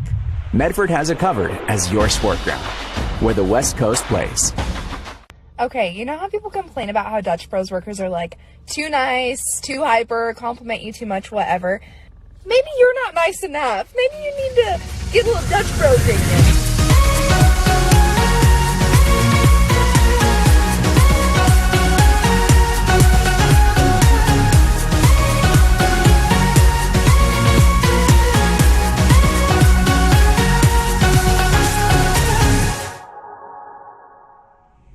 Discover the West Coast destination for those seeking more. More sunny days, more athletic facilities, more outdoor adventures, more to do during downtime. Medford is your sport ground, where the West Coast plays. At halftime, fun and festivities, and again enjoying the Coquille marching band putting on the halftime entertainment. As you can see, the Red Devils team back out on the field getting stretched and ready for the second half. The Medford Parks and Recreation Department helps sponsor our fall sports coverage.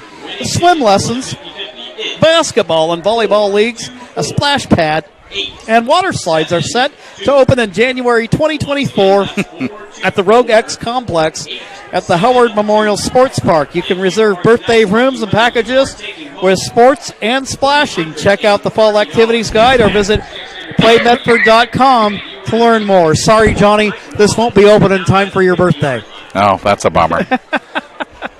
So, anyway, yeah, a lot of fun going on right now. All the fall sports are in full swing. Of course, off to our right, so I have to make sure that we give some love to the volleyball program for Cascade Christian.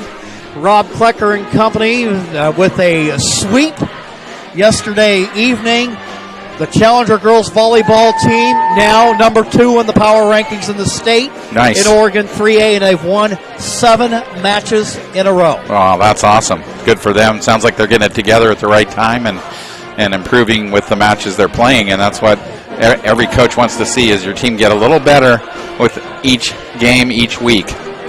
And they'll be in action tomorrow. Take a look at your OSAA.org schedule. I don't have it in front of me, but I believe they got some tournament action going on, much like the basketball program with Coach Morris and Ryan McLemore, Jeremy France, Scotty Morris, you, and Brett Evenson. Yep. You know, you guys are always working on iron sharpening iron and getting some of those non-conference tournaments in to help build the program. Absolutely. It's important that you play some good teams out of conference and some, 4A, 5A, different level teams too, and really try to work on getting better and better as you get toward the end of the season, so that you can roll into the state playoffs as the Challengers have the last couple of years with a team that's ready to play in those playoffs. Well, and then the cross-country team, they've had their successes along the way. That right now they're getting set.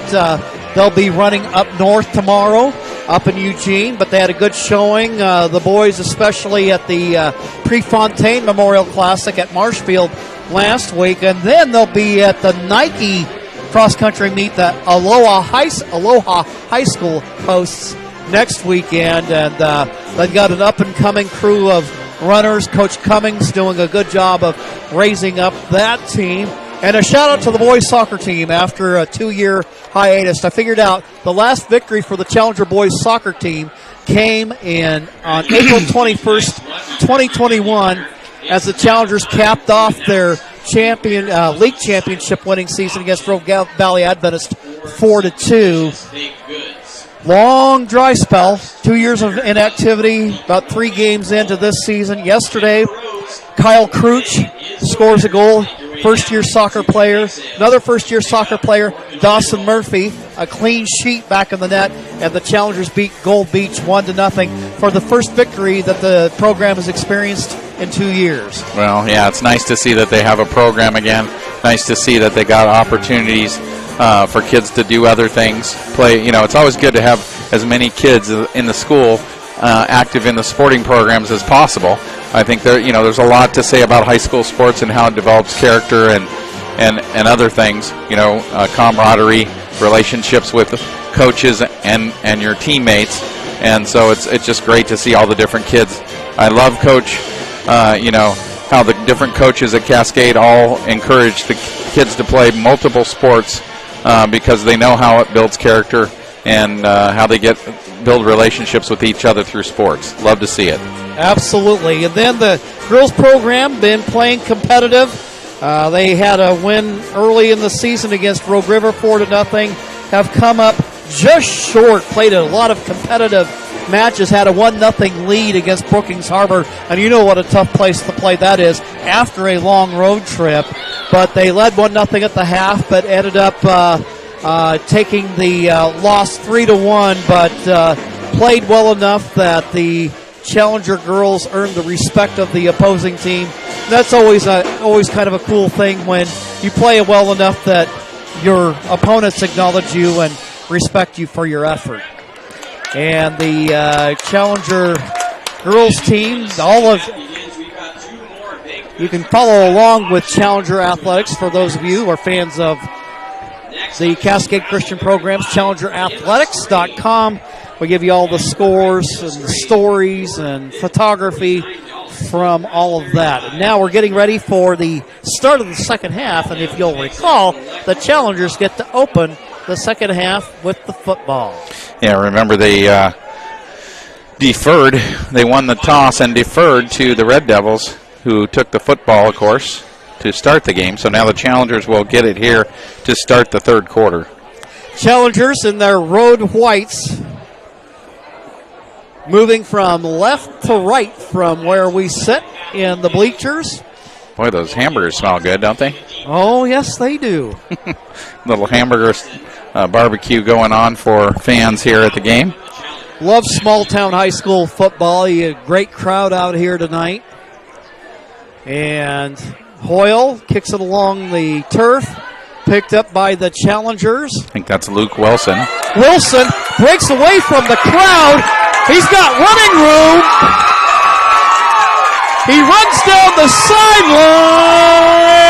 Touchdown. There's a flag on the field right there. Flag on the play. Okay, not so fast, Jim. So, well, what is the flag for?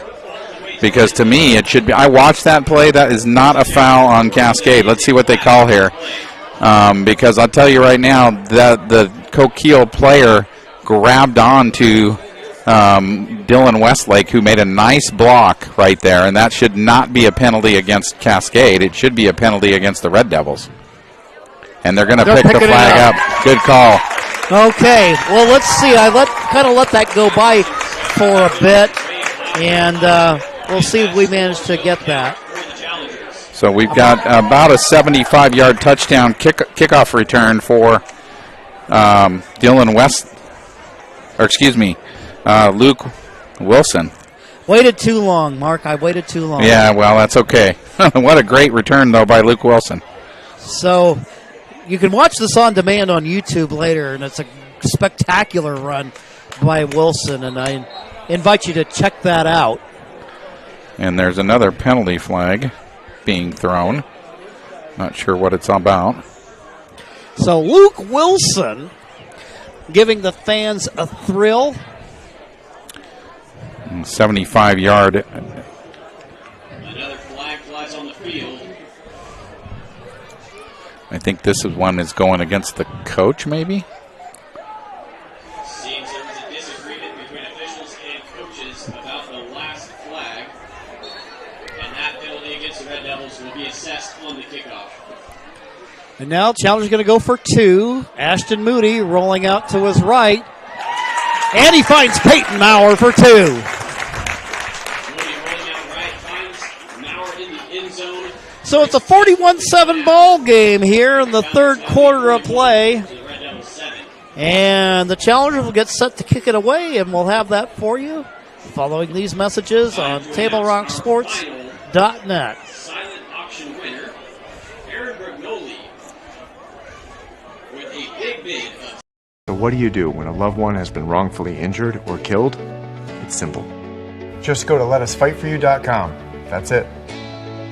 Letusfightforyou.com, helping Oregonians get justice for over 40 years. Pick it up. Let's go. Come on. Defense. Defense. What am I teaching you at home? Has this kid played before? Shoot it.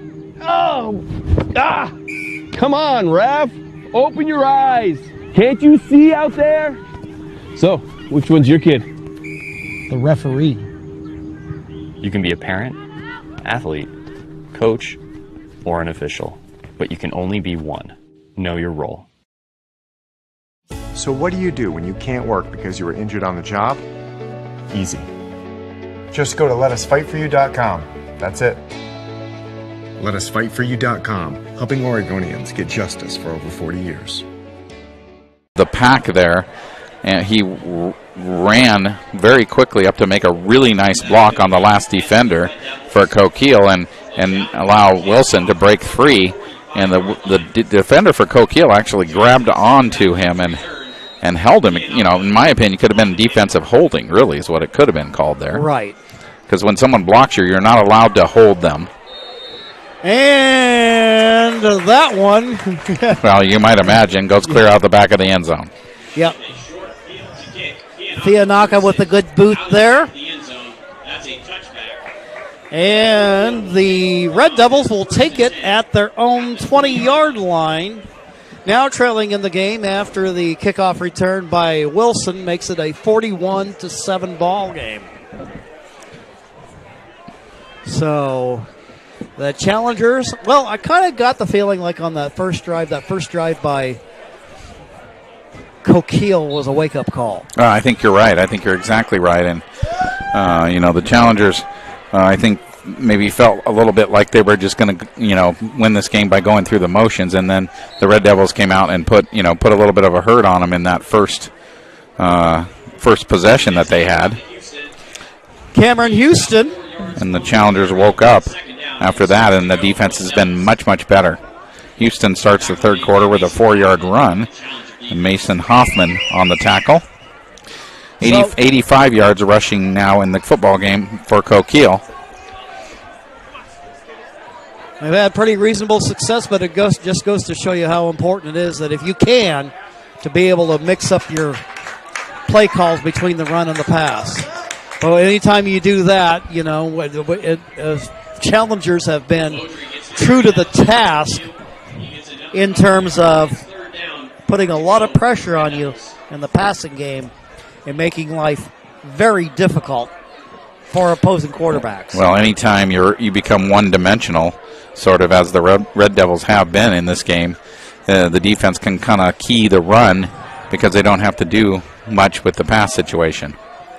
Under center, the quarterback, Gage Martinez. And Coquille taking up first down yardage and more as they go out across the 40-yard line up to the 43. Yeah, nice run that time by Houston. Houston, 17-yard run for Houston. One of the biggest runs of the night for the Red Devils. So he'll work the ball up to the 43-yard line. Fresh set of downs for the Red Devils. 10:08 to go in the third. Deegan Johnson out wide to the right. The wing back to the left side is Silva. Martinez going to look to throw. And Deegan says he made that catch. And it looks like he did for a first down, or right near the first down marker. They're going to give him the first down. And I like that play call there, and maybe that's the kind of thing where you look at, especially since you've really heavily favored the run on the first and second down, is get off a first or second down throw, keep the defense honest. Well, and you absolutely have to do that because, as I said, the Challengers committing a lot of bodies to stopping the run, and Red Devils doing a good job here of mixing their plays up and having a nice drive so far for their first possession here in the second half. So they'll work the ball down to the 41-yard line. Pickup of 6 on the play. And that'll bring up a second down and 4. And in some ways, the Challengers okay with this as a lot of clock gets run off as the Red Devils keep the ball on the ground and run that clock. Martinez, pass defended by Peyton Maurer. Falls incomplete, and it'll bring up a third down and 4. And I came into this season, Mark, expecting Peyton Maurer would get his numbers as a pass receiver, but he's truly been impressive defensively. He has been. He's been done a very good job from that safety spot. That time he picks up the tight end on the crossing route and knocks the ball away just before it gets to leap. And good job by Maurer of making that play. Come out with a third down and 4. Ball spotted at the 41-yard line. Hoyle is split out wide to the left. A lot of jumping around. Pre-snap. They'll hand the ball and pick up first down yardage and a whole lot more. As the Red Devils keep the drive alive, once again, it is Cameron Houston. Coquille's workhorse works it down to the 30-yard line. 8:49 to go in the third. This is very similar to the first drive of the ball game for the Red Devils. And then after that, they really haven't done much. Mason Hoffman there for a tackle for a loss as he squirts through the defense or the offensive line and catches Beaudry in the backfield. So Mason Hoffman, and he's been one of those guys, one of those steady developers over the years. Thinking back to when he transferred in from the Central Point School District his freshman year, he came out and, he's always been a taller kid, so it's been a good fit possibly for like tight end positions and stuff like that. But here, Challengers bottle up the run, and then Hoffman has played a variety of roles for the Challengers and has really come into his own as a senior. Zach Cook again in there for the Challengers on that stop. Cook playing his nose tackle position. He's in there up front along with, you see Alex Fianaka in there. Then also in defensively for Cascade Christian is long, tall Jack Nips. Yeah, nice 3rd and 13 here. Let's see if the Challengers can make a stop. Martinez dropping back. He's going to have to throw. Pressure coming from Farmer, and it is picked off by Westlake. Westlake with the interception, scampering up the sidelines, getting some blocking there on the return. Dylan Westlake, who had a field day against Brookings Harbor last week, picks one off here as the Challengers get it back. Challenger defense is waiting to intercept it. There is a flag on the play. Waiting to see what the flag is. Discussion among the officiating crew.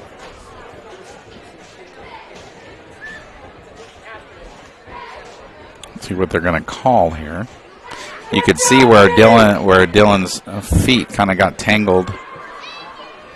I'm trying to figure out if the flag was on the return or before the return. It looks like the Red Devils think the penalty is before the interception and that it's on Cascade. And it's a personal foul, roughing the passer penalty against the Challengers. And that'll go against... so that is a 15-yarder, and that will be an automatic first down for the Red Devils. So a fresh set of downs, and they dodge danger there if you're a Red Devil fan. I did not see that. And the Red Devils will keep the I'm assuming whoever was rushing the passer must have been a little bit late to the quarterback. And thinking back, and all I can really do at this point, we're well past being able to capture the replay on that, but it did look like perhaps the argument can be made that Farmer came in a little bit late. Not a lot late, though. But regardless of what we see, the call goes against the Challengers. And keeps the Red Devil drive alive because the Challengers made obviously an interception. And Silva on the carry here, which brings it to 2nd down and 6 for Coquille. Joe Silva, the junior, one of the featured backs for the Red Devils tonight. Hoyle with the carry. And he'll pick up a 1st down.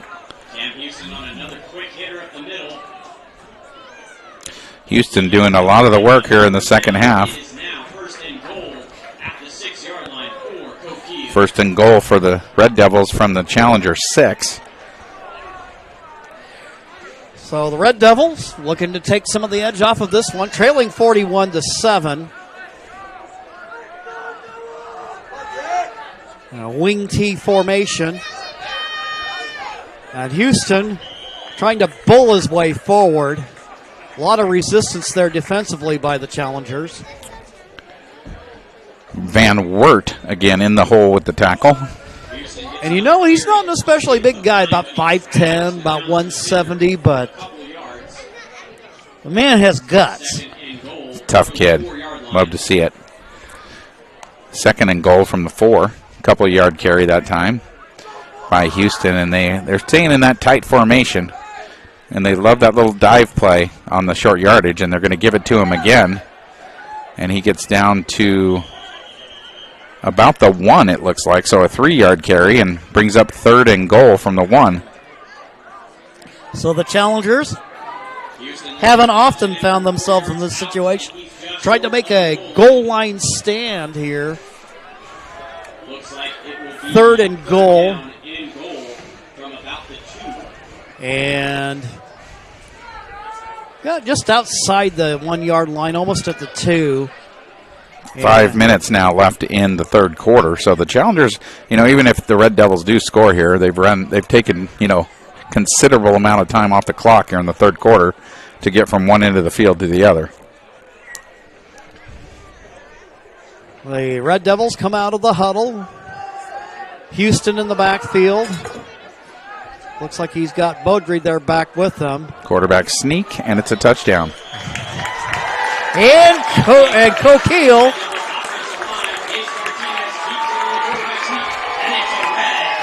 The Red Devils score to make it 41-13.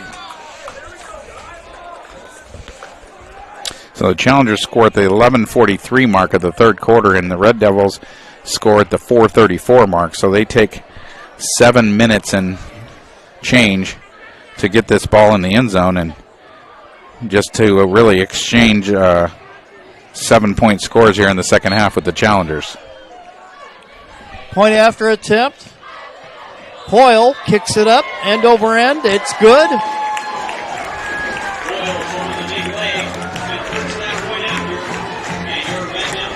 And that'll make it a 41-14 ball game. John L. Scott scoreboard. We'll take a timeout, and we'll be back shortly with more football here on TableRockSports.net.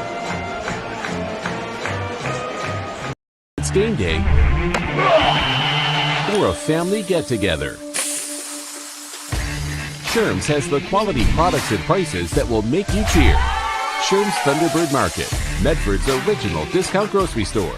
Daily adventures this summer starts at Pinnacle 365. Accelerate your day with morning motivation. Freshly ground, swiftly brewed. Add some extra crunch to your lunch with our mouth-watering crispy crunchy chicken. The perfect combination of crispy juicy chicken and irresistible flavors. Earn free rewards and save at least 16 cents a gallon with our Peak Rewards app. Get supercharged and add to your fuel savings when you purchase Core Water, Nestle ice cream, and Red Bull. This summer, let's meet at the Peak and save on our daily adventures.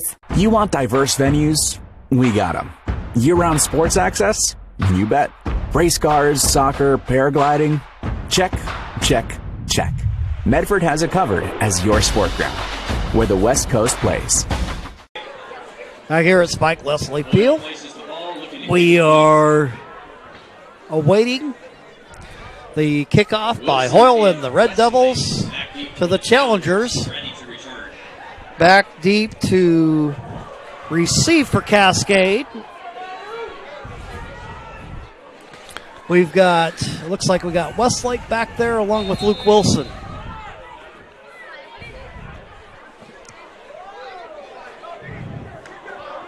Kick out of bounds, and of course that'll bring the penalty flag out. And that means the Challengers will get it clear up the 35-yard line. Boyle tries to kick it low and left, and it just dribbles out of bounds. Well, you know that they would rather not see 83 with it again. Absolutely, after the last kickoff. So, but the Challengers in great field position up at the 35 to start this next drive. And, you know, if you remember correctly, the third quarter started with a Challenger kickoff return for a touchdown, and now with 4:34 to go, the Red Devils took, like I said, 7 minutes and change off the clock here in the third quarter to score a touchdown to match what the Challengers did here in the third quarter. So Cascade Christian should be content to run the clock a little bit here in the third quarter. Moody takes the snap, and it ends up bouncing at the feet of Derek Farmer. We haven't seen too many of those this evening. No, Moody, probably his worst little pass. He rushed that a little bit, didn't set his feet and make a good throw, and just the third incompletion of the football game for the Challengers, as Moody's been very efficient so far. So that'll bring up a second down and 10. Again, the ball at the 35-yard line. They'll go with trips to the right. Klecker, the outside slot, inside slot Westlake. Maurer out wide right. Farmer, the lone man, split wide to the left. Scaglione in the backfield along with Ashton Moody. If they want to take a shot to Farmer, they could here. Instead, they'll go ahead and give to Scaglione. He breaks a tackle, breaks loose as he gets up near midfield. Yeah, nice run by by Scaglione. And so he keeps the sticks moving for the Challengers. Yeah, 18 yards and another first down for Cascade Christian. Nice run by Scaglione. Good blocking, but he breaks a couple of tackles and really makes some extra yards after contact. Ball spotted at the 42-yard line of the Devils. Moody taking his time, checking in the backfield. And you can tell the Challengers, you know, they were hurrying up in the first half a little bit with the offense. Now they're just taking their time, running some clock. Moody dropping back, looking long. He has Peyton Maurer. The catch is made! Touchdown, and he Challengers. takes it to the crib. 46 yards on the touchdown toss.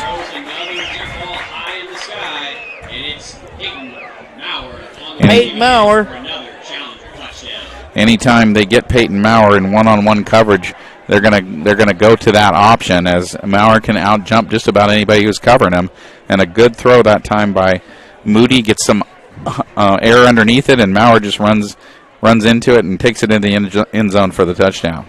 So we'll show that to you at the expense of missing the extra point try of Mason Hoffman. Who knows? They're kind of taking their time. They're going to go for two, I think, again, to try to get the score to the 48 mark.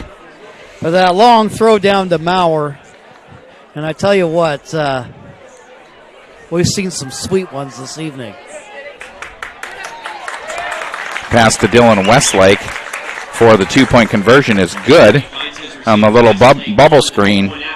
And then now the Challengers are back on track. Now they lead in the ball game 49-14. 3:47 left to go in the third. We'll be back after these messages on TableRockSports.net. Glass covers the full spectrum of your glass needs and dreams.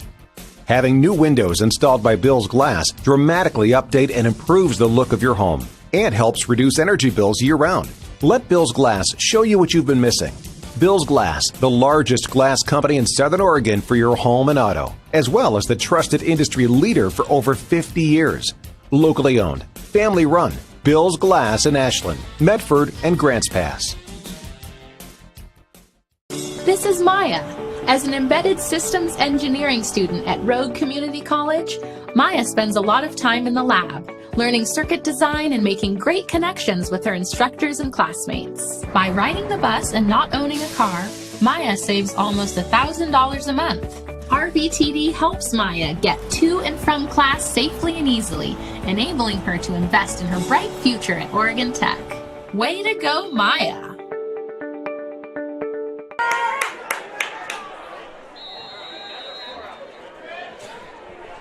Fianaka and the Challengers getting set to kick it away.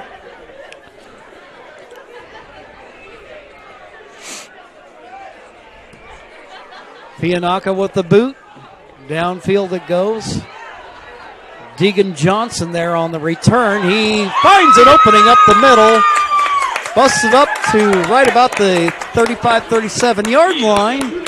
And the Devils get it back. Austin Cook on the tackle for the Challengers.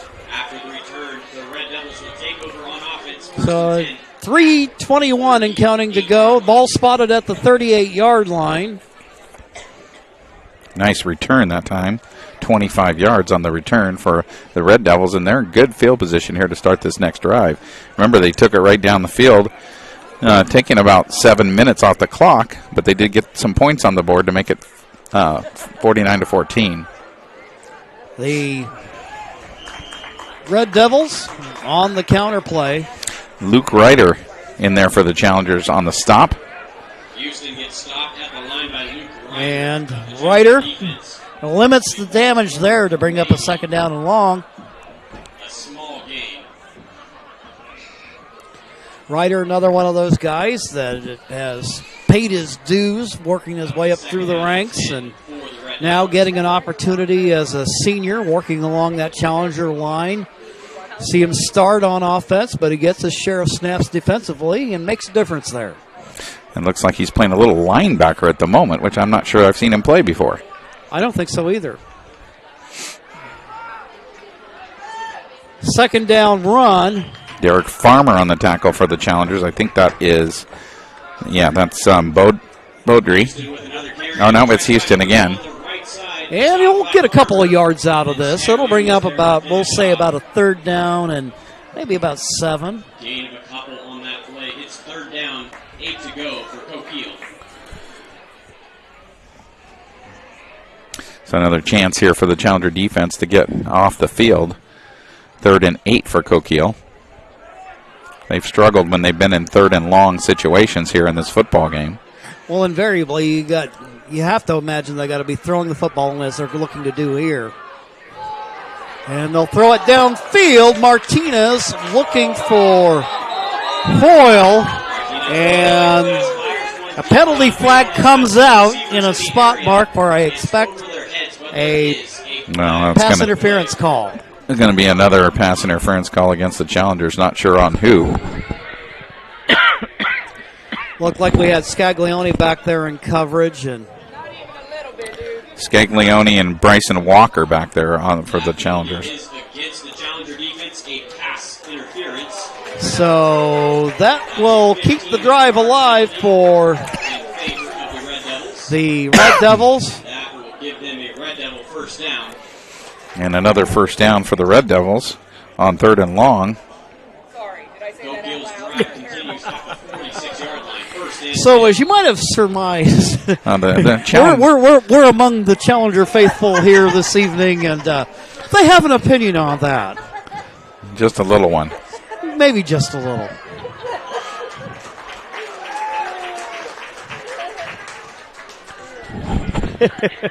Inside a minute to go here in the third quarter. And Red Devils moving the ball. A little new life here as they... One thing you can say for Coquille, Challengers had just given up 12 points on the season. And Coquille put 14 on the board tonight. They have, and they're trying to move it here again. 35 seconds to go here in the third quarter. There's the dive handoff again. And once again, Houston again on the carry. He gets about 4 and picks up a first down for Coquille. 18 seconds left to go. We'll see if they get another play in before the quarter. I'm kind of inclined to think they won't. Well, they're trying to. They're starting to try to speed up their offense a little bit, which, if you want to get back in this game, you're going to have to do that. They snap it right before the horn. There's Mason Hoffman coming up from his linebacker spot and making a tackle. I tell you, if this were pro football, I would say they need to negotiate a raise for Cam Houston. He's worked hard tonight, and we've just ended the third quarter of play. The Challengers lead 49-14. We'll take a 1-minute timeout, and then we'll be back with more here on TableRockSports.net.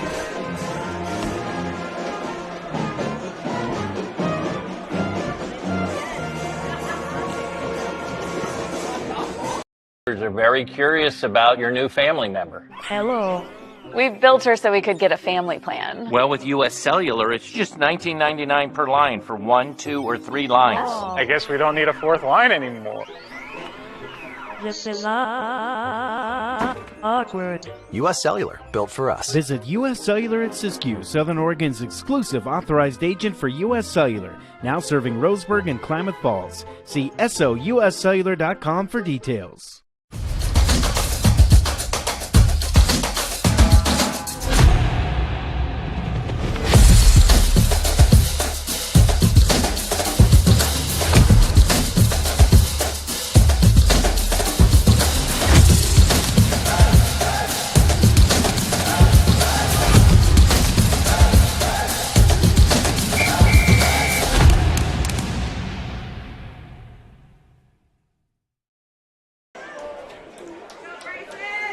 We begin the fourth quarter. 2nd down and 6 for the Red Devils. Now they try to cut into the Challenger lead. Defensively, the Challengers with the pushback on the running play by Coquille. And we find ourselves in a 3rd down and 3.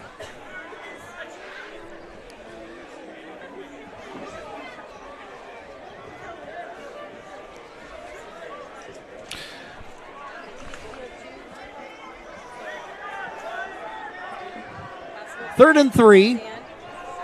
Martinez, the quarterback, under center. They love that little dive play to Houston, and he's got a big one this time. Yeah, he breaks it loose, heads downfield, gets it inside the 10.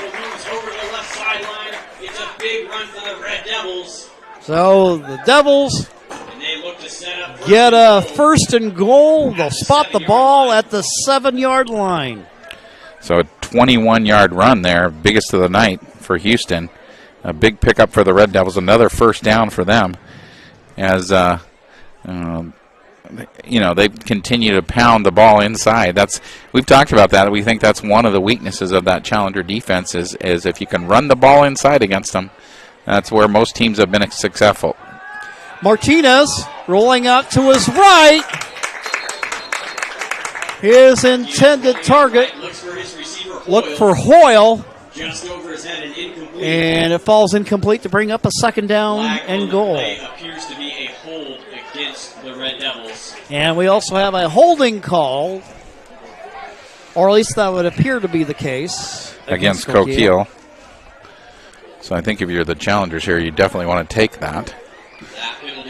So we'll add some degree of difficulty to the play, and That'll move the ball. It'll still be a 2nd and goal, but now the ball at the 17. Challengers now with maybe a little bit more of a fighting chance here. Coquille continuing to do a good job on the ground here as their rushing total up to almost 180 yards for the game.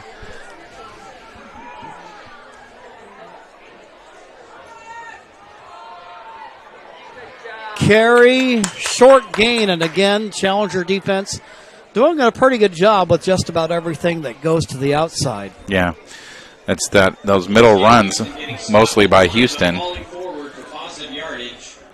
He picks up another 3 yards here out toward the edge. So it'll be 2nd and goal now at the 14-yard line. And again, the Challenger's not too upset about any of this as the clock's still running. 9:40 now to go here in the 4th quarter. Challengers lead 49-14. Beaudry and Houston in the backfield. Martinez the quarterback. Well, kind of almost like a delay handoff there. You can tell, I mean, that they've got an offensive game plan, and I like the stuff that they do. Yeah, absolutely. Really, I think the big trouble for them has been the inability to stop the Challengers this evening. 11-yard gain there for Beaudry. Another big chunk play for the Red Devils, and it's 3rd and 3 to go here. 3rd and goal from the 3. Under center, Martinez. Man in motion from the left side. Dive play again. And it's going to be 4th down from about the 1. So it looked like they picked up about a yard or 2 on the play. The Devils look to push the pile there at the goal line. So they're at the 1. It's now 4th and Last time we saw a quarterback sneak by Martinez on the 1. And I think you can hear Coach Sean yelling instructions to his guys, clear from here. And the Red Devils are going to take a timeout. Timeout called on the field. 8:13 left to go in the ball game. John L. Scott scoreboard. The Challengers 49 and the Red Devils 14. We'll pause for messages. And then we'll have more action coming your way on TableRockSports.net. My name is Mason Mahaffey. I'm the Solar Pros Manager of Oregon, and I'm also a teacher and a coach here in the Rogue Valley. Have you looked into solar panels and it didn't make financial sense? I brought Solar Pros here to Oregon to make it more affordable for working class families to put solar on their home. Solar Pros is purposely beating our competitors' prices by thousands of dollars because we are that serious about saving you money. Solar Pros PNW provides the most comfortable, educational, and personal solar experience in Oregon. Visit our Facebook page at Solar Pros PNW to see all of our projects and all the families that we are helping save money. Jackson tunes right now. Yes. The band is. Yes, Sutherland Band here tonight, entertaining us. It's the Coquille Band, but yes. Yes. You're stuck on Sutherland for some reason. I don't know what this is all about. It's, It's been one of those nights for you with the Sutherland versus Coquille thing.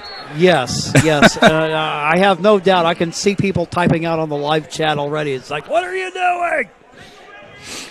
4th and goal for Coquille here on the play. And they don't get it. And the Challenger defense comes up with the big stop. Huge play for the Red Devils. They go to their back cam, Houston, and he stopped just short. So the Challengers take over on downs. That's a turnover on downs. The rub for the Challengers is they're deep in their own territory. The Challengers will take over on offense. 1st and 10. 7:45 to go in the ball game. Clock running here.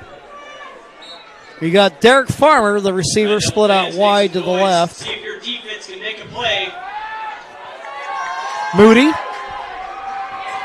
He'll go ahead and run it out of the end zone. He has running room. He's going to go up the sideline. Those blockers. He'll cross midfield. 40, 30, 20. Touchdown. A 99-yard touchdown run by Ashton Moody. Wow. That'll add to your quickly to your rushing total, won't it? Yes. Woo! What a play. Got to show that to you. So Moody takes off, and I tell you what, he had a burst of speed going out to for all the great things he does throwing the football, the kid can move. Yeah, and he continued to move completely down the entire field. I bet he's pretty tired after that run, but a big touchdown for the Challengers as they were deep in Coquille territory, and just some nice blocking by the Challengers. They like to run that quarterback power in certain situations, and that was one of them right there, and what a great run by Moody for the touchdown. So now the point after attempt by the Challengers, Mason Hoffman.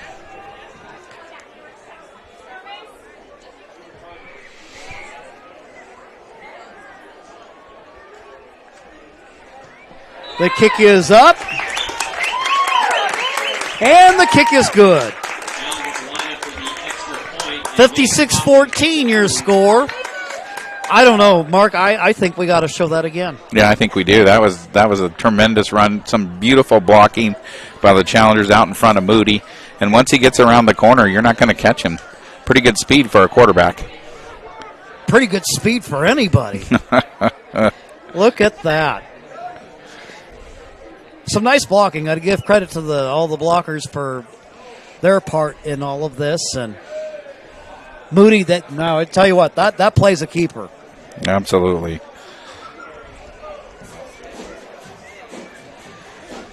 So it's a 56-14 ball game with 5:56 left to go.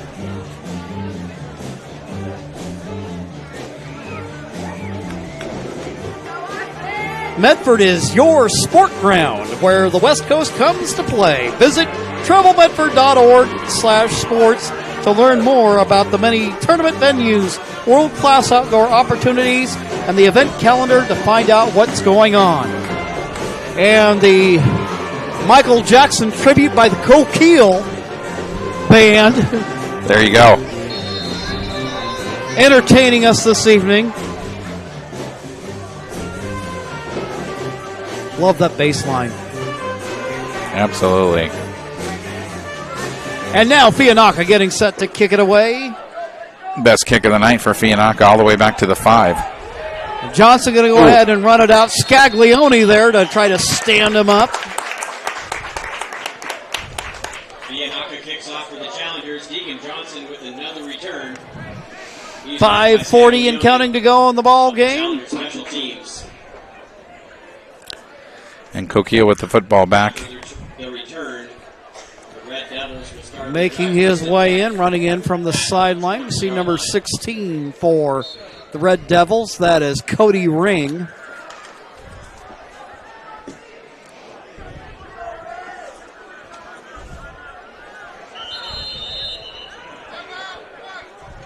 Timeout Challengers, something that Coach Sean didn't like about the defensive alignment. I think maybe they were short a guy. I think they only had 10 guys on the field.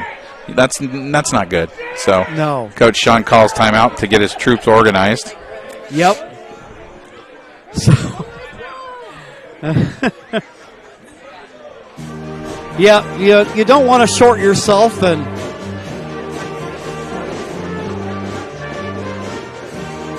once again the band picks it up with Billie Jean. And you now see Challengers, so you see a lot of reserves in there now. Breitler in the ball game. Also see 59 into the Challenger lineup. That is Wyatt Hurley. That poor guy a few weeks back. We couldn't get a correct number on him.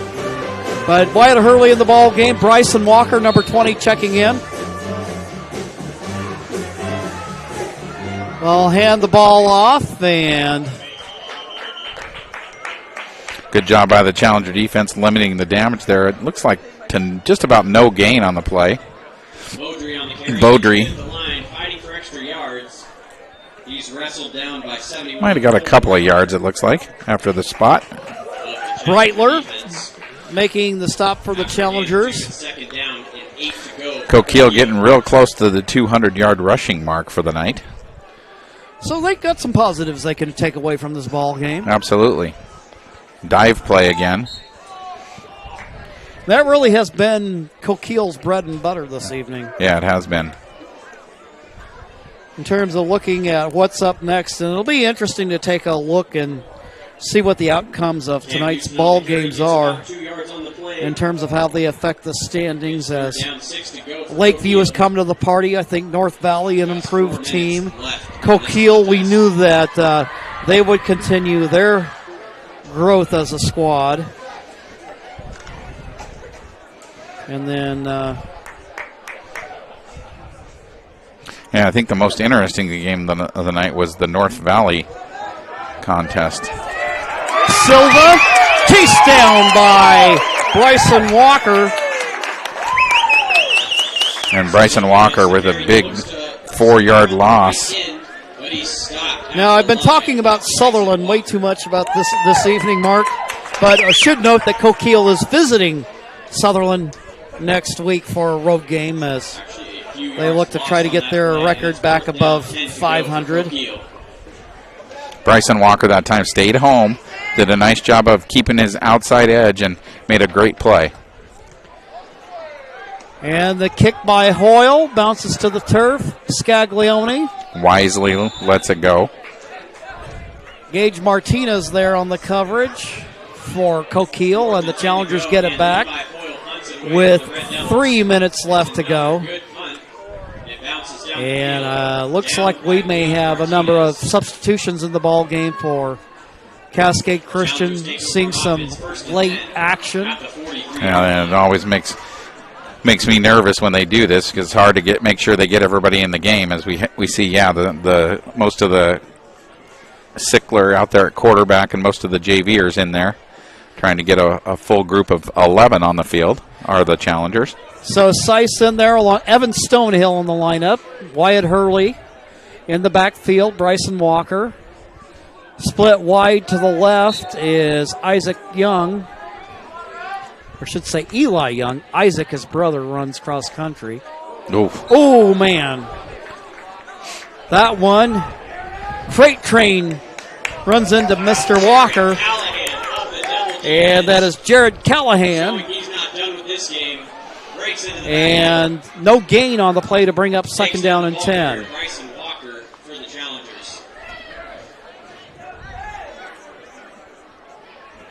Challengers just content to run the clock here. Get the JVers a few opportunities to at least run a few plays here. Hopefully be a little more organized than they were when we saw them against Brookings, as they had a few false start penalties and couldn't get their formations correct. Everything looking like victory formation here, Mark. Yep, they're going to take a knee.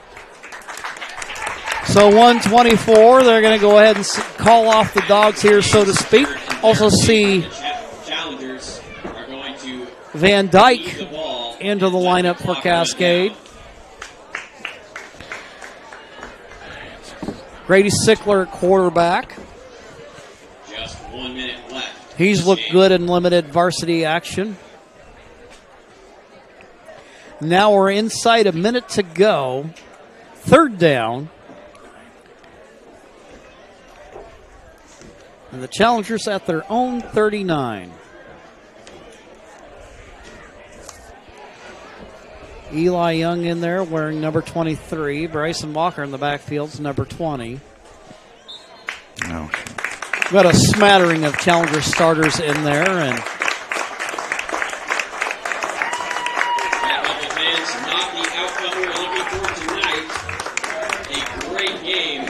And the Cascade Christian Challengers, who spotted Coquille a 7-0 lead, come roaring back in a big way and defeat the Coquille Red Devils by a score of 56-14. We invite you to stick around. We'll have highlights and stats for you. And that'll be on the Southern Oregon Sports Commission post-game show coming up here on TableRockSports.net.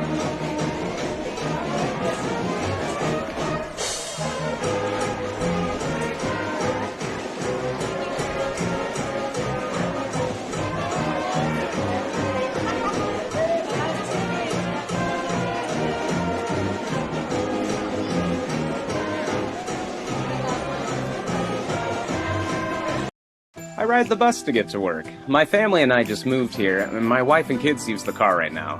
Being able to ride the bus has been huge for us. All right, first day at the new job. Here we go. I ride the bus because I don't really like to drive anymore. I can take it to the store without needing to ask for help. It also takes me to my kids' house.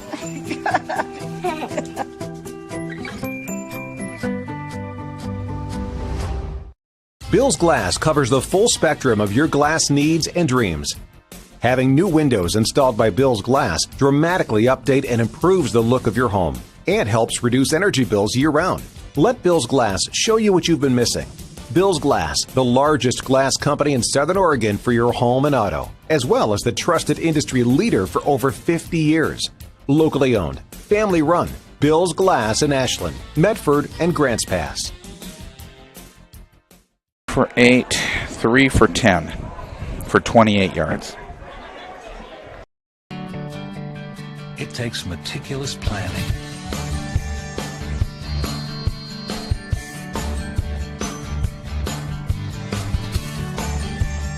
continuous monitoring, and forward thinking to deliver the perfect 3-egg omelet.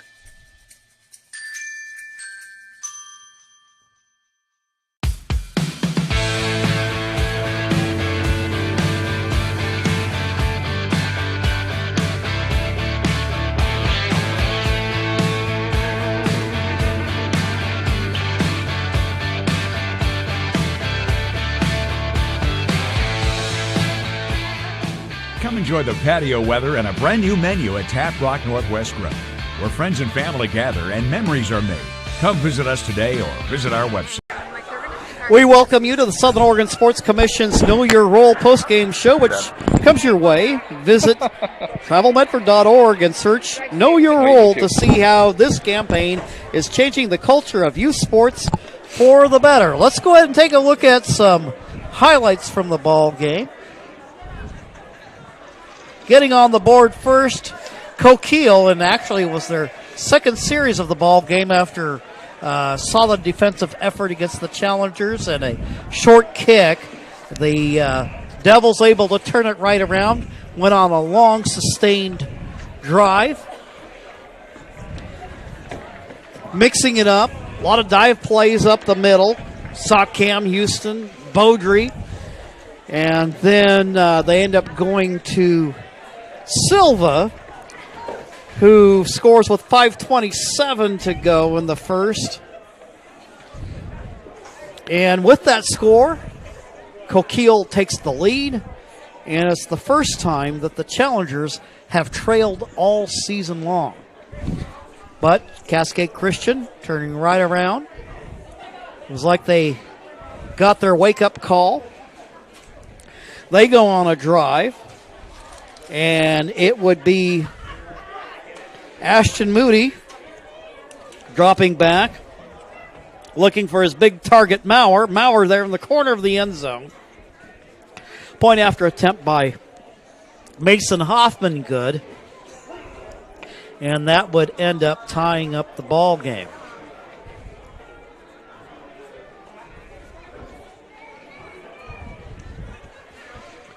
Then with 1:32 to go in the first, they'd hand the ball to Caleb Scaglione. Scaglione ends up taking the handoff from Moody.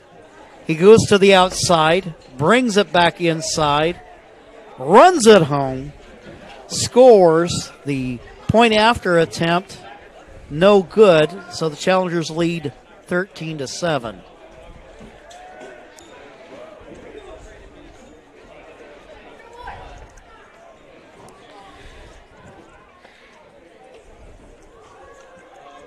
Then in the second quarter, Challengers turn to their quarterback.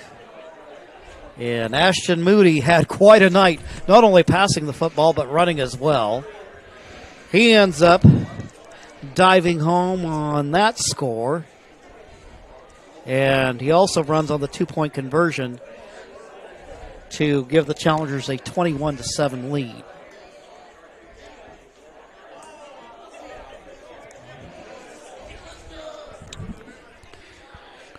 Scaglione. Challengers go to him once again. Scaglione ends up running it in for his second touchdown of the night.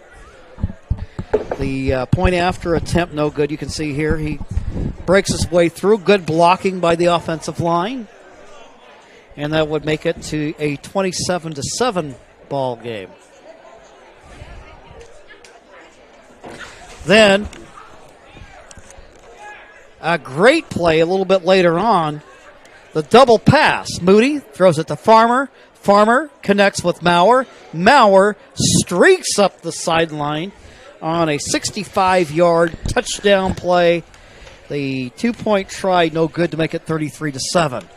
And to me, I think that was probably like maybe the play of the first half. Certainly a fun play, and good to see the Challengers get it to work, because they tried it once earlier this season and weren't able to complete the second pass. Now, here, unfortunately, what happened is we had a flag come out. Opening the second half was Luke Wilson on a 75-yard kickoff return for a touchdown. For a moment, there was a flag on the field. They discussed the play, the contact in question, and they end up picking up the flag to end up making it a 41-7 ball game. Then the Devils, trailing 41-7, they end up turning to their quarterback Martinez. Gage Martinez, tough night, but here he picks up points. And then he ends up putting points on the board between that and the point after attempt by Hoyle. That ended up giving Coquille 14 for the game, and that is the best offensive effort that anybody's had against the Challengers this season. Next up, another touchdown for Cascade. 41-14 ball game. And then it was Ashton Moody. Nice long pass to Peyton Maurer, 46-yard touchdown. Little single coverage out there, and Maurer against a smaller corner. You like those chances as they don't have a safety over the top on that play. And Maurer able to make the grab. Nice throw by Moody. Put some air under it. Let your guy go get it. And then the icing on the cake, an incredible touchdown run by Ashton Moody. The Challengers back at their one. Nice defensive stand, I should say, that sets this up. Absolutely. Great defensive stand as the Challengers stop the Red Devils at the 1-yard line and get the football back. And then Moody, man. Kicks in the afterburners. Certainly does, and some great blocking at the point of attack. Moody breaks it to the outside and then breaks a tackle himself and gets around the corner, and he is gone. Well, with all those highlights, it gives us plenty of time to give you plenty of time to go ahead and get those stats worked up, and won't you lay them on us? Well, for Coquille in the football game, they had 10 first downs, somewhat respectable there. 53 carries for 195 yards, that's 3.7 yards per carry. Passing, Martinez 3 for 10 for just 28 yards, so they were very one-dimensional in this football game. Weren't really able to get anything going in the passing game. They did have 120 yards in returns on kickoffs and punts. Total offense for Coquille, 343 yards. They had 3 penalties for 18 yards, and there weren't any turnovers. It was a clean football game. Like to see those for sure. But so 223 yards rushing and passing for Coquille. For the Challengers, 11 first downs. They run the ball 12 times for 152 yards. That's 12.7 yards per carry. But when you have a run of 99 yards in there, that certainly helps your average. And we saw that with Moody on that last touchdown. So passing between Moody and, of course, the one double pass by Farmer. The Challengers were 15 for 18. 15 for 18, that's incredible. 301 yards passing for Cascade Christian tonight. So running and passing the Challengers with 453 yards of offense to just 223 for Coquille. So a nice job by the Challengers there. They also had 90 yards in returns, mostly thanks to that 75-yard touchdown return, a kickoff return to start the second half by Luke Wilson. And the total offense for the Challengers, 543 yards in this one. Penalties, Challengers did have 4 for 40, but, really, the Challengers with 4 penalties, Coquille with 3, and no turnovers. Very clean game. So, and the Challengers just take care of business. Come to Coquille and take care of business. Very businesslike. Thought the offense had some good rhythm. A couple of times when they tried to speed things up, that was really good. They did good at the up-tempo offense as well. And other than the one punt, I think Moody had one punt. That short one was the only punt of the game. And after that, Challengers made some adjustments on defense and really took control of the football game. All right, well, that'll wrap up in a good team win and an entertaining ball game. Saw a lot of good things out of the Red Devils tonight, and they'll take to the road to go play Sutherland next Friday night. And again, given the way the race is shaping up in the Far West League, I expect Coquille will be one of those playoff teams. They certainly look like one of them, that's for sure.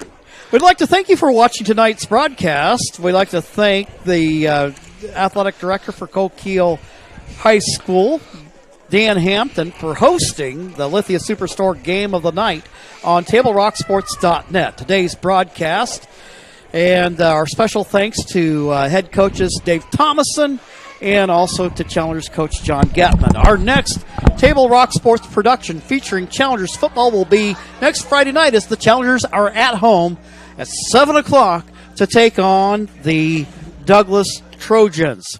Again, your final score is John L. Scott scoreboard shows the Challengers 56 and the Red Devils 14. This has been a special presentation of Table Rock Sports. Our executive producer is Joe Brett. With Mark McLemore and Johnny McCoy on the camera, I'm Jim McCoy saying thanks for watching and good night from Coquille High School in Coquille, Oregon.